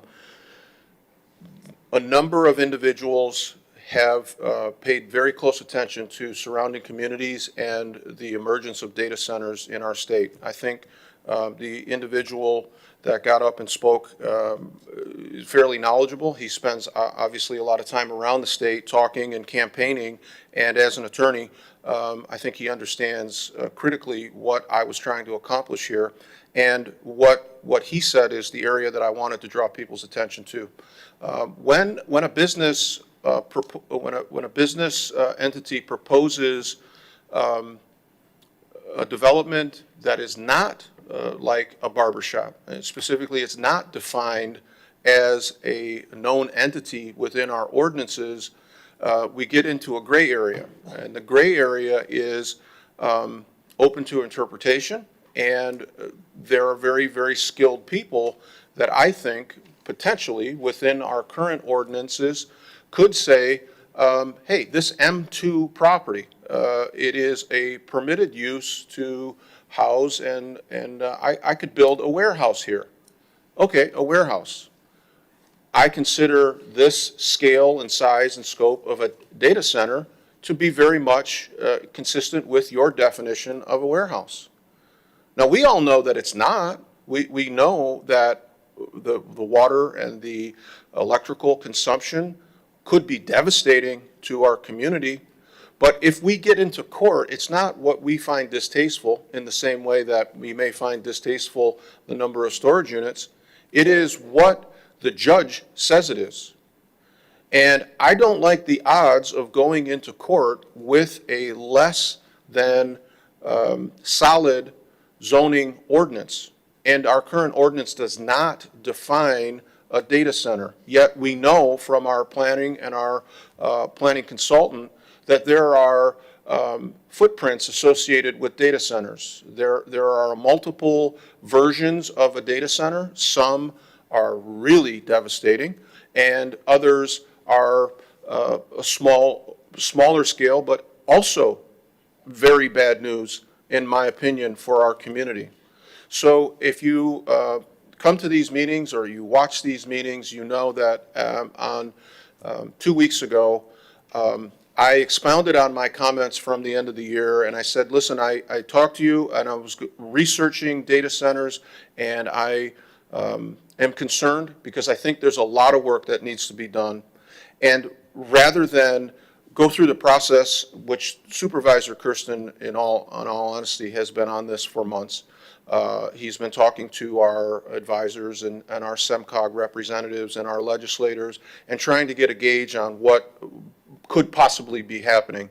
So I don't want to confuse anybody and make out like I just invented, hey, we should get worried about data centers. But when I started to research it and I started to look at the ordinances, I was very concerned about the amount of time that it would take our team to really dissect and what appropriately could be in there to strengthen us. And with each proposed change, the law is that we must hold a public hearing to solicit the public input at any point that we're changing our ordinances. So when you factor in the amount of time that it takes for the professionals to dissect this, coupled with public hearing notifications, you can see that it could be a fairly lengthy process. Certainly months would not be out of the question. At that point, I decided, and I announced 2 weeks ago, that rather than just engage in a process of revising, that I was simply going to bring forward a moratorium. That my intention was to bring forward a moratorium modeled after the city of Northville, I believe, recently passed a moratorium. For the first time that I've ever been on the board, Mr. Siebert provided some feedback to board comments. It's never happened, and I'm appreciative that he did do it because he wanted me to know that a moratorium is not the most effective way to accomplish what it is that you're trying to accomplish. In fact, it could compromise the township's difficulty in defending a potential application because a moratorium minus the public hearing would not hold up. And so what you need to do is charge, the board can direct the Planning Commission in a formal way and leave some specifics about what you would like to do, and then we can begin the process. Should an application at this point come in, I would simply try to rely, in consultation with our attorney, to simply say, we're not prepared to receive this application. We're in the midst of redefining our ordinance as it relates to data centers. But as the supervisor indicated in media interviews and tonight, we don't have a formal presentation from DTE, but I don't mean to split hairs here, and I'm not trying to be an alarmist. I don't know that DTE is the most faithful partner in terms of coming to us and say, hey, what are your thoughts on a data center? I think they already know the answer to that. And I don't think that it would be wise of them if I were pro-data center, to come forward and ask a community without having sort of your ducks in a row. I don't know that it would be safe or wise to simply rely on DTE to let us know that they're targeting our community. I think the more logical and probable path would be to secure the land, to secure the land. And if you own M2 property in this community, and I do know individuals who have substantial holdings in areas that I think would potentially be a targeted area. They have been approached. They have been approached. And there has been interest in purchasing land. That does not necessitate or require notification to the Township Board, the Township Planning Commission. It is simply an acquisition of land. Once you own the land, then you could potentially put together the players necessary to bring in a data center. While that is happening, I would like to be well prepared, and I will just, if you indulge me just a little bit further, Mr. Supervisor, there is a very concerning area for me.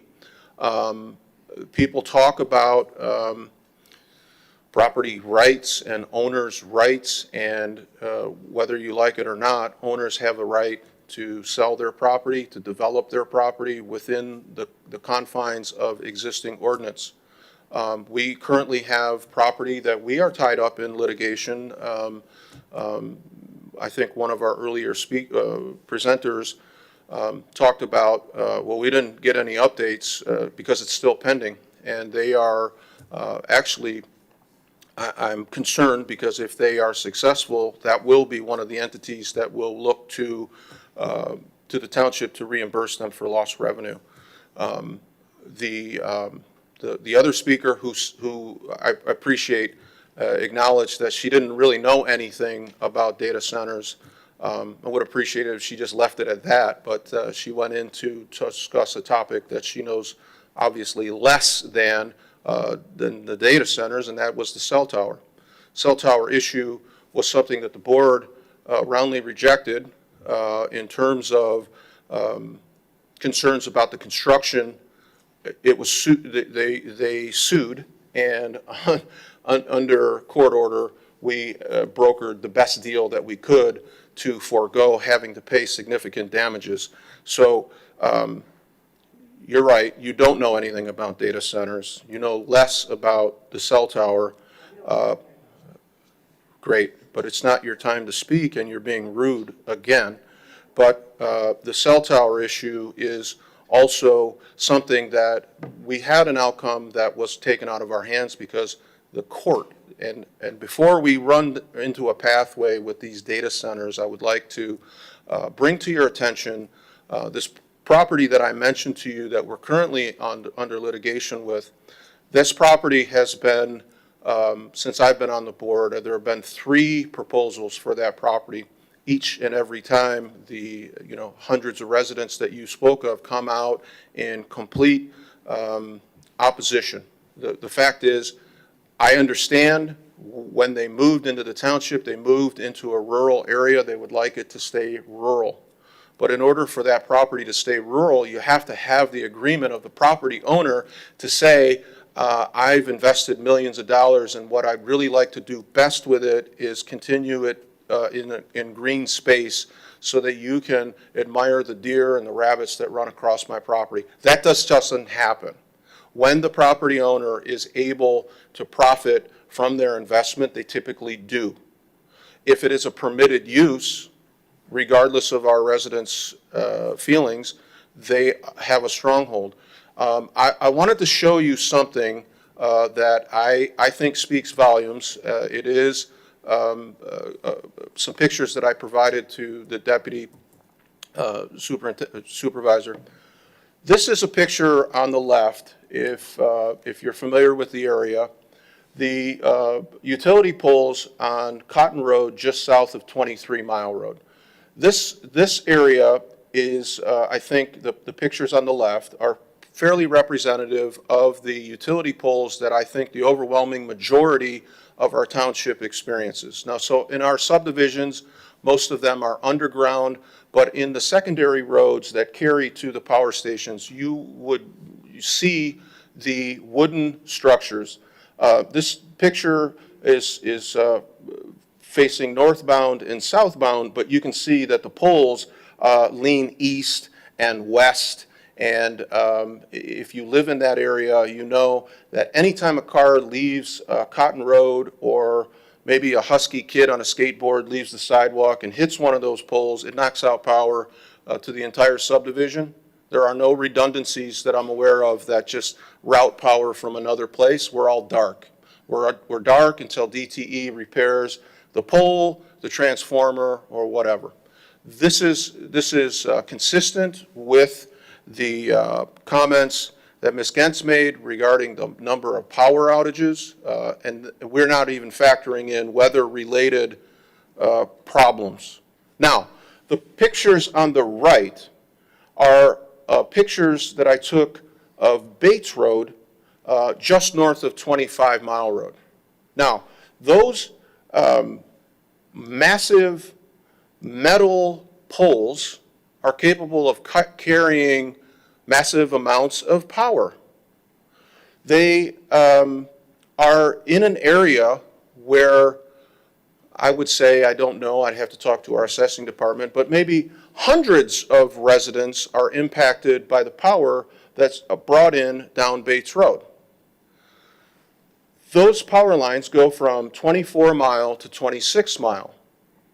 It's not lost on me that DTE's reinvestment in the power grid and the replacement, the routine replacement of power poles, when you have areas of the township that are so dramatically in need with such a large concentration of customers, I think it's fair to say, why would you invest millions along Bates Road? Why 24 to 26? Do you have all of these steel poles that, you know, capable of withstanding hurricanes, updated transformers? Well, it's also not lost on me that the very property that we have tied up in litigation is an M1 and M2 property, as are a number of other properties along that stretch. Those power lines happen to connect, and they are in relatively close proximity to the roughly $95 million that DTE has recently invested in a community to our north of Lenox Township.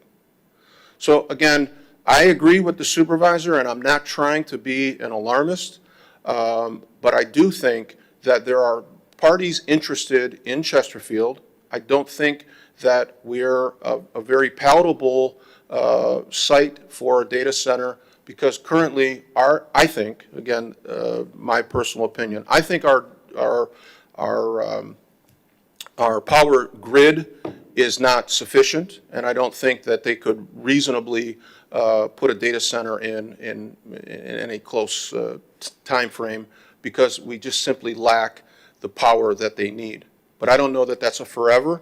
And if the sort of random and just sort of happenstance investment from DTE along Bates Road is any indicator, I find it highly suspicious that they would invest millions along the roadway of M1 and M2 property, couple that with our existing ordinances, and I felt compelled to bring this request forward immediately, and I will continue to work closely with the supervisor's office and our planning commission members to expeditiously revise our ordinances to make sure that our residents' quality of life, as it relates to adequate power, water, not to mention the cost of each, is protected and preserved. And I am worried, but I am hopeful that our talented people can put together this ordinance, and our public will show up the way that you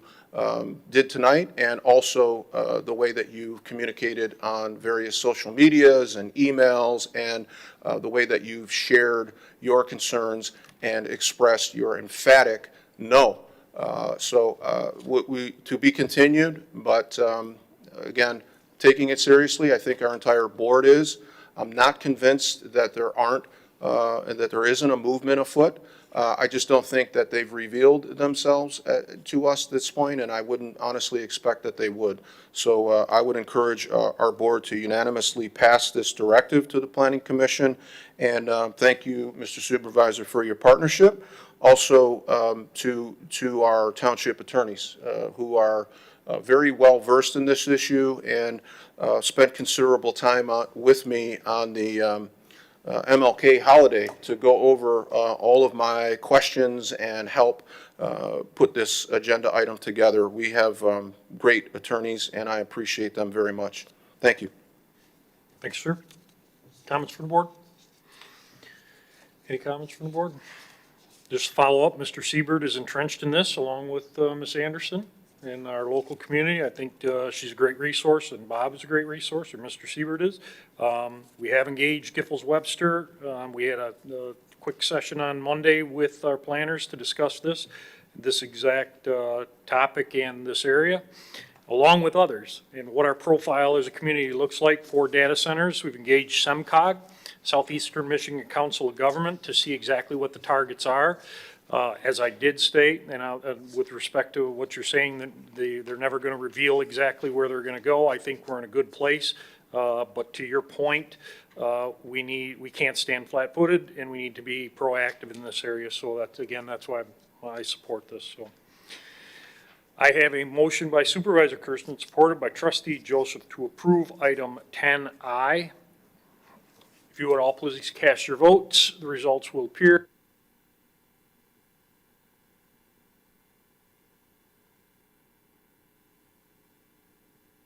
Item passes 6-0.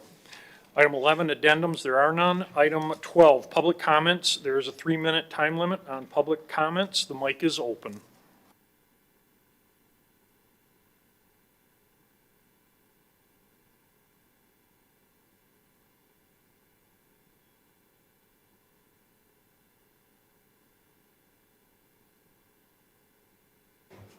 It's Janice Young. There's a couple board members that do the majority of the talking up here, and I do notice that they seem to talk out of both sides of their mouth depending on which way it fits them, but we'll leave it at that. A couple final thoughts. On that stage, the cannabis money, the township collects over $116,000 a year from cannabis. So really, that stage should be paid for within a year and a half. But that money really is supposed to go for schools, roads, and local projects. So congratulations for taking that money out of the schools and the roads. It goes put it into a mobile stage instead of, the roads. That's okay. As far as revising our ordinances, and by all means, please do that, but tighten them up enough to stop businesses from coming, I'm pointing at Mr. Lavelle, sorry, to stop businesses that we really don't want from coming in here. I asked him a couple of years ago at a planning meeting, how do the Grosse Points keep businesses out? You don't see cannabis going in there, you don't see Walmart going in there, storage facilities. He told me they have deep pockets.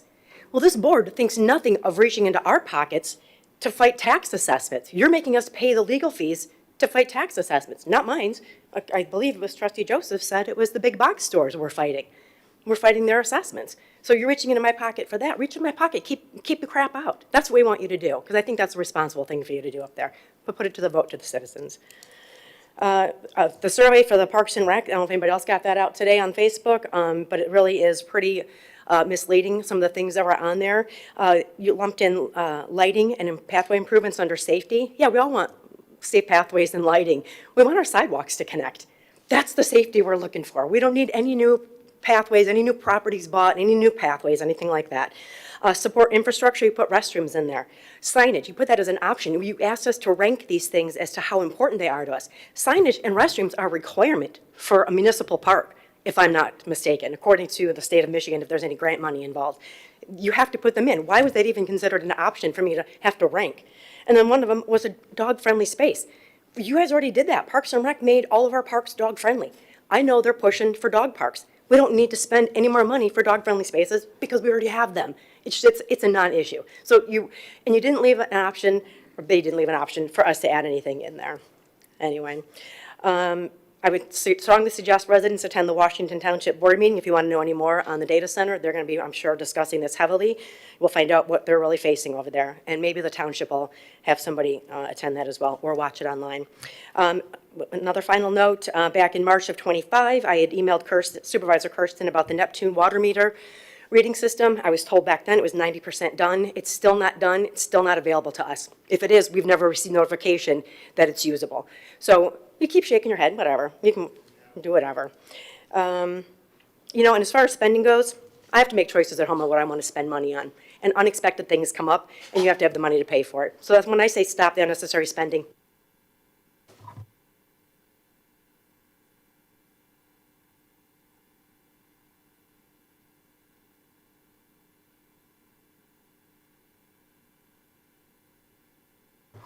Got a few items here.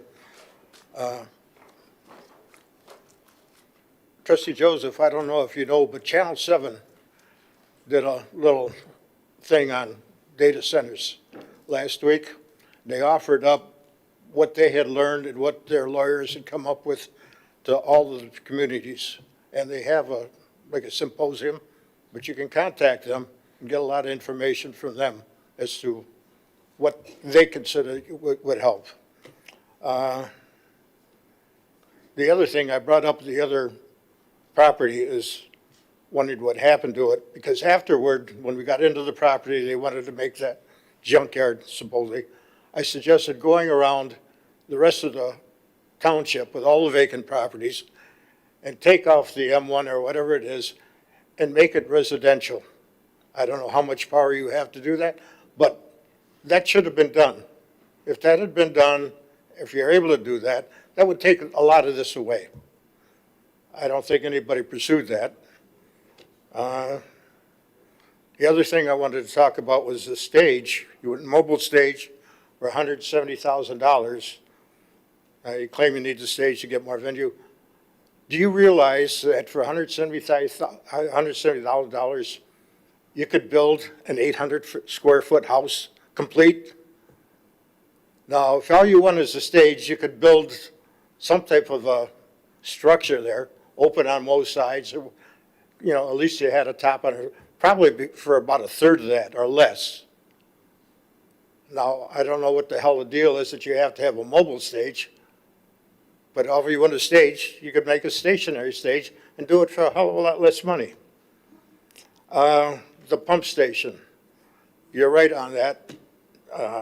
When that initially came up, there was talk of the fact that the county should be responsible for about 30 to 40% of the operations on there. In fact, they wanted to get them involved in replacing the pumps and their share of it.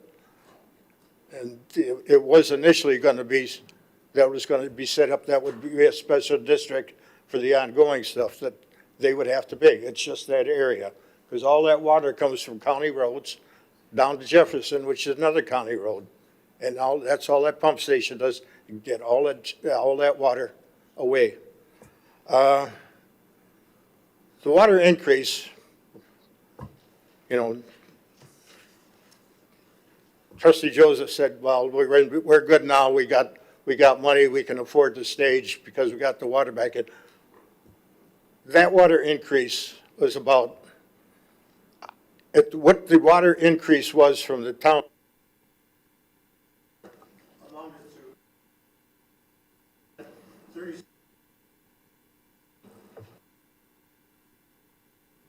Shut you down, sir. Got to shut you down. 3 minutes. So, thank you.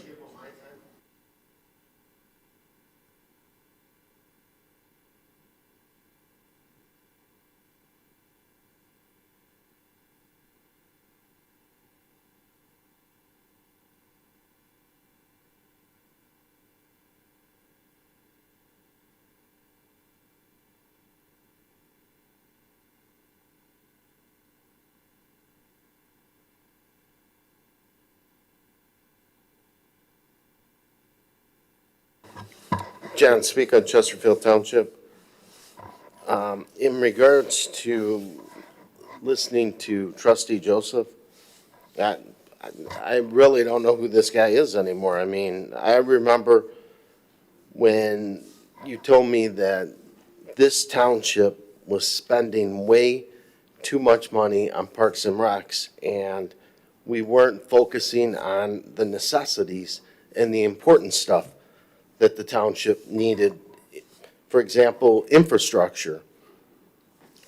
And now you're like a huge proponent of Parks and Rec. You're like a huge advocate. Parks and Recs is a great thing, but we have to take care of the necessities in the township first. I'd like to see a survey go out to see how many people in the community actually prioritize Parks and Recs over the necessities that this township needs. It's one thing to want something. We have to take care of the necessities first. So I mean, you've done a complete 360. So I don't even know who you are anymore. But I could tell that, you know, you're on board with Supervisor Kersten. I don't get that either, because I remember the conversation when you talked about how the boards, how he appoints people to the boards, and how the curtain comes down, and you know, when you put the right people in the right place, then you can pass the buck and say, it wasn't me, it was them that made the decision. I mean, we can go back and watch that video. You had a huge discussion that night on, you know, how the supervisor, you know, brings the curtain down and how he appoints people to boards and how things get passed in this township, and then he washes his hands of it, saying it wasn't me. But anyway, the wasteful spending continues. I think that, you know, the township could have looked at, you know, possibly going with a used stage. It was already turned down once. This township, there's many necessities that, you know, this township need.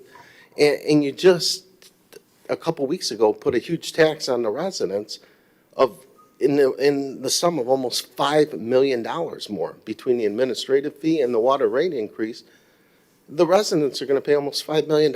So you can shake your head all you want. The numbers are there. So, and you can deny it too, but it's a tax. You keep dipping in our pockets, asking for more. And that's why this board's so dangerous. The more money you guys have, the more you waste. So I would never want to give you more money. Thank you.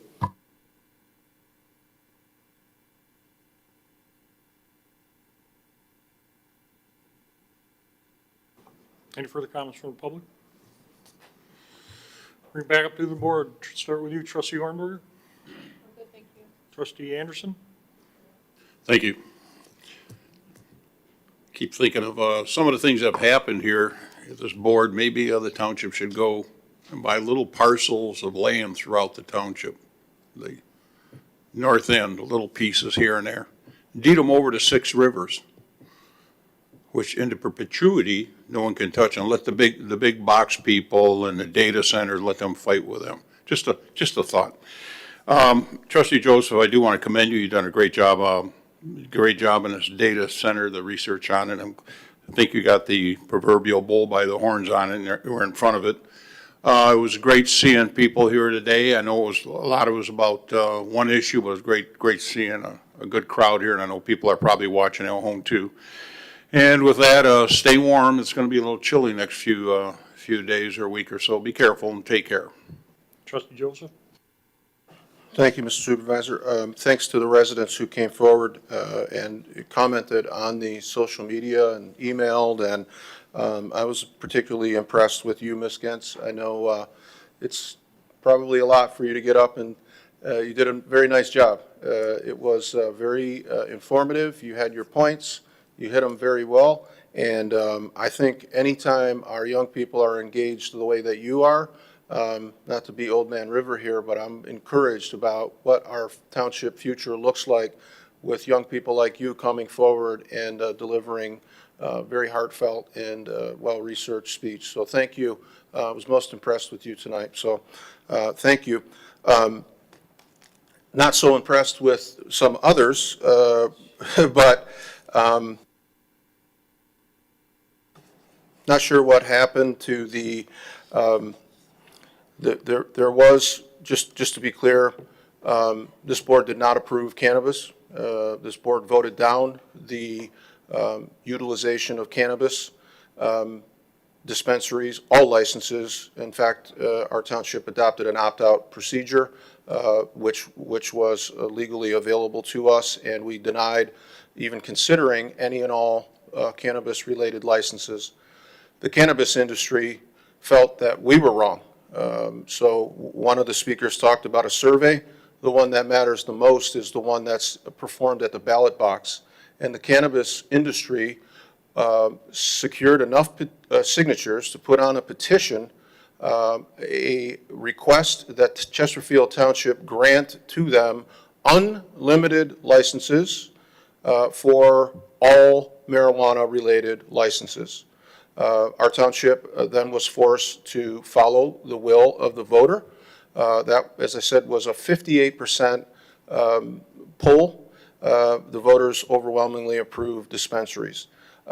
There was understandably a lot of unrest and dissatisfaction with that, but we follow the law. This is America, this is a democracy, and in spite of our personal feelings, that is unfortunately or fortunately the law. So the state of Michigan has instituted a sort of, well, multiple taxes. As you just seen the first of the year, Governor was instrumental, and the legislature passed I believe it was a 24% increase on the cannabis industry, and they set up a cannabis taxation fund that is designed to go back into the communities where these licenses operate. The discussion tonight involving the stage selected the cannabis revenue to pay an offset. I don't think that you could have a better utilization of something that the community felt was diminished our community, that goes back into an entity that the residents have asked for. So to convert cannabis money, again, uninformed, unenlightened, but nasty.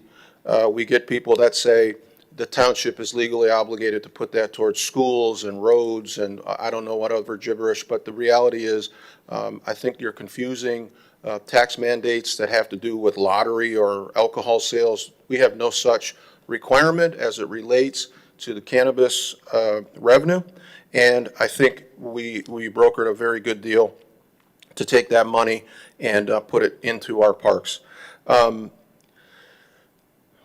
The next speaker who talked about the M2 property being collectively assigned to abandoned parcels or vacant parcels, that is not within the confines of the township. It's not legal. I think that you're confusing that with a video game called Farmville, where you can pick and choose what you want to, crops you want to plant and what businesses you want to put where, but this is not Farmville. We cannot simply commandeer somebody's property and then assign it to something else. That's not, we're not capable of doing that. In terms of just trying to set the record straight, I was not in favor of the purchase of the Chesterfield Township Community Center. I was very vocal about that, and I was very concerned that the expenditure of Parks and Rec dollars in lieu of infrastructure was a mistake. You're correct in that, but I have never, ever thought that Parks and Rec were not valuable to our township. They are invaluable, and I started my career in the township on the Parks and Rec Commission.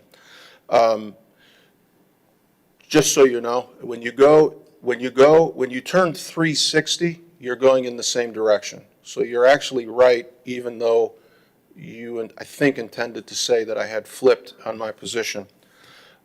The appointment of boards that you talked about in terms of stacking the deck, specifically, I was talking about QBS boards and the awarding of contracts, and that if we don't have a representation of multiple opinions, we're going to get the outcome that the appointing authority stacks the board with.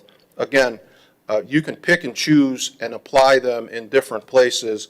Doesn't make them facts, and I have never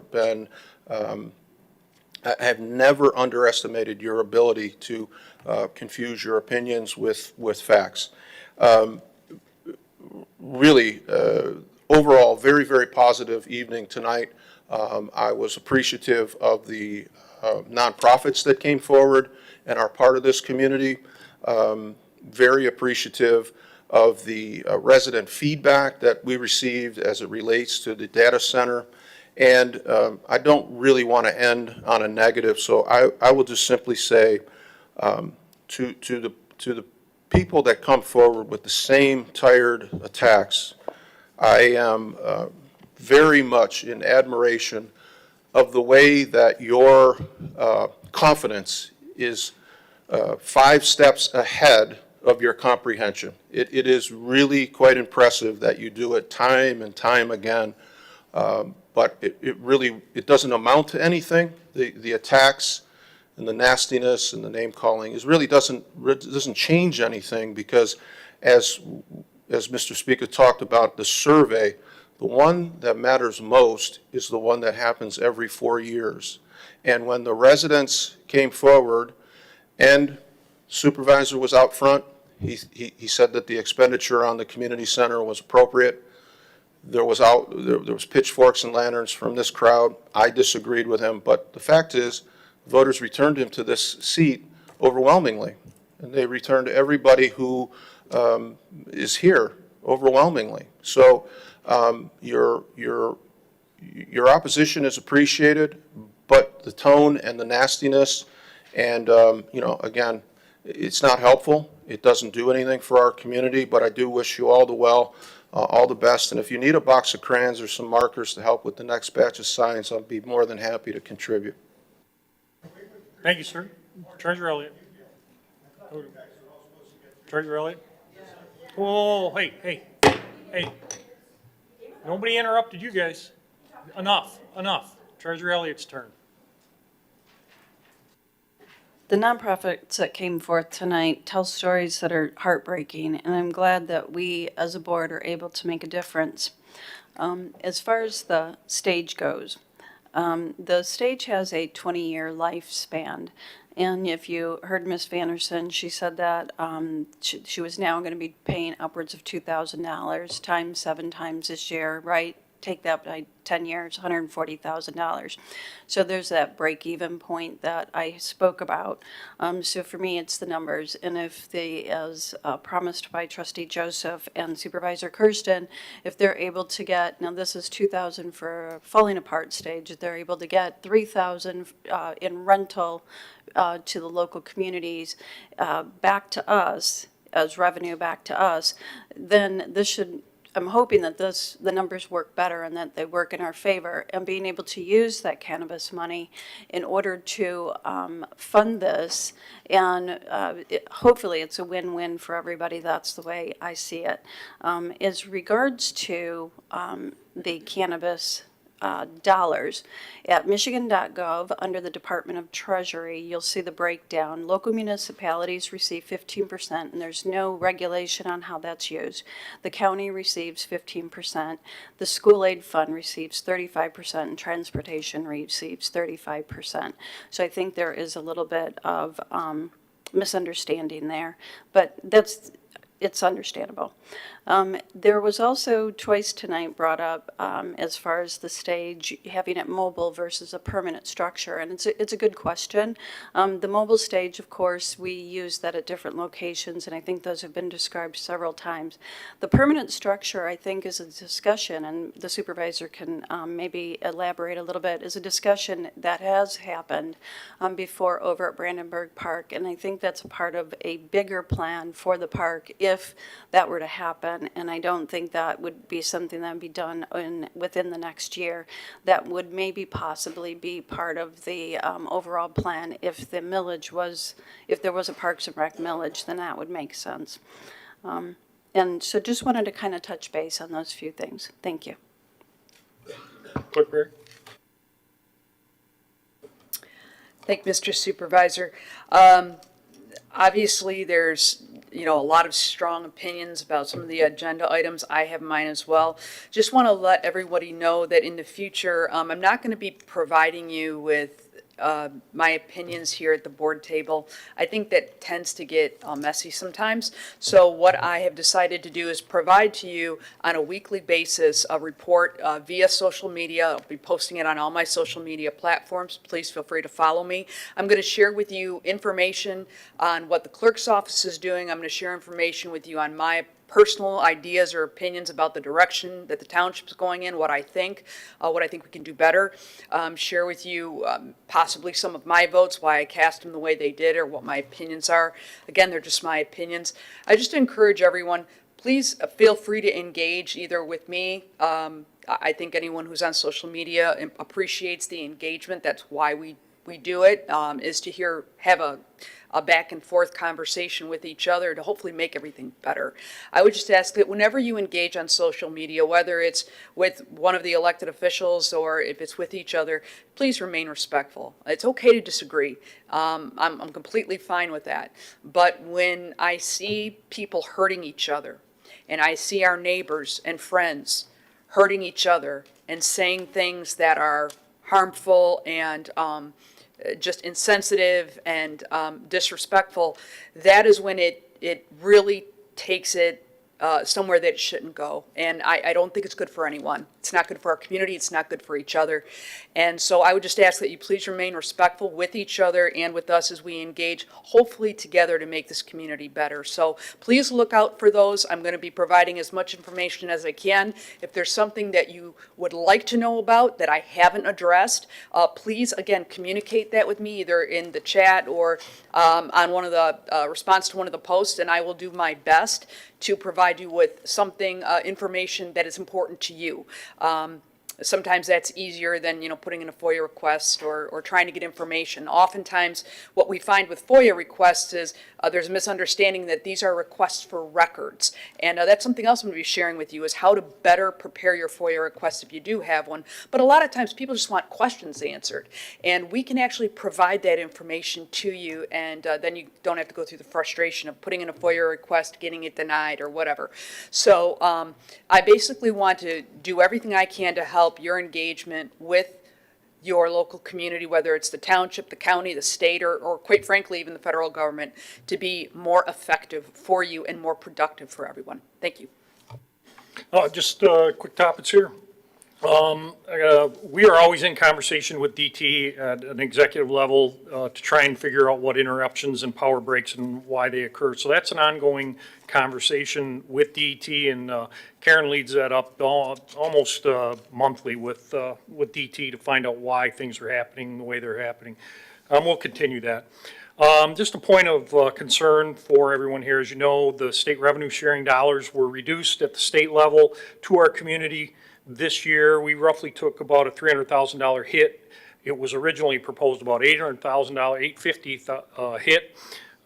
We were fortunate to get it back in an allocation of funds from Senator Hertel and other elected officials that were generous enough to give us a $500,000 allocation towards a new building at Brandenburg Park. So again, we're waiting for we did receive confirmation today. We'll get the details in. I don't know where you can build a 800 square foot house for 170,000, but that's another topic.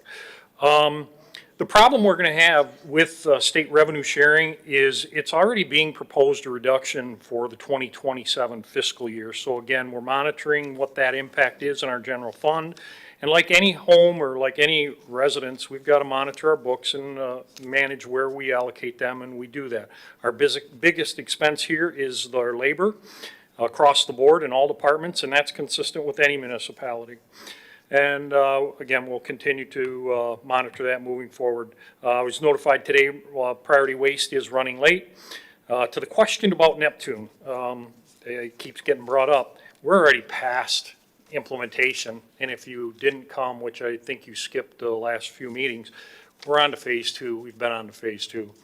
In fact, we made improvements again, and we'll continue to do that. Phase 2 will be coming out shortly. The conversations too, the same people that are complaining about walkability and sidewalks are the same people when it was allocated and the project was released came to the podium and said, why are you spending money on sidewalks? Now it's contrary. That's the most priority thing that they want addressed. We've done, our sidewalk and gap plan is about $30 million a year. We funnel roughly 250 to 300,000 into it. All you have to do is walk along 23 Mile Road, walk along Jefferson, the walking path from Jefferson through the back of the community school is already under design and waiting for permitting. So that we invest a lot in our sidewalk and walkability and connectivity to our township properties and parks. The comments again about infrastructure. We have done more for infrastructure in the last 3 years here, roughly $6 million a year, and there is no misallocation or illegal use of restricted funds, particularly the enterprise fund. Water and sewer funds are directly spent within water and sewer improvements. We will continue to do that. We will continue to invest in infrastructure, particularly water and sewer. Our target right now is the Jefferson corridor, and we're relining sewer pipes from 25 Mile Road down Gratiot to 21 Mile Road. That will be a continuous project. And along with these infrastructure investments, we will continue to ask for federal and state funding along the way. And we were notified here last week that one of our projects has been successfully accepted at the federal level, and hopefully we'll have an announcement of additional federal money coming back to the township. In the last 4 years, we have recouped roughly $12 million in federal grants and state monies back into our township to earmark some of these infrastructure improvements. You don't hear anything about that from the minions that come to the podium. And you don't hear anything, you don't hear any comments about the state of the Bay Harbor pump station that was ignored by leadership here for years. And now left with trying to fix it and reconstitute an SAD district that should have been done years ago. It is not fair for the residents to be asked throughout the township to pay for an area that benefits of 800,000 or 800 properties, and that needs to be fixed, and I'm going to bring it forward as I do with everything else. There is nothing but openness and transparency. If you want any or need any questions or have any questions, please don't hesitate to reach out. The laughing party over here that holds up signs that just want to continue to obstruct, I want to say it was like 4 months ago, one of the parties stood at the podium and said, let's be like Sterling Heights. Why don't we have a Parks and Rec department like Sterling Heights? But yet when you make a pitch to improve Parks and Recreation here, all of a sudden you're a wasteful spender. My phone rings with individuals that are positive, that want to see the growth of seniors, Parks and Rec, and we'll continue to do that and moving forward. So that's my agenda. Again, those individuals that are new here, I appreciate you coming. Reach out to my office anytime. Myself and Karen, if you want direct communication, we'll give you our numbers, and we have no hesitation with communicating, good, bad, or indifferent. So with that being said, there is no closed session tonight. I'll make a motion for adjournment. Am I missing anything, Clerk Ray? Supervisor Kersten will make a motion to adjourn for the night, supported by Trustee Anderson. All those in favor? Aye. Opposed? 9:49.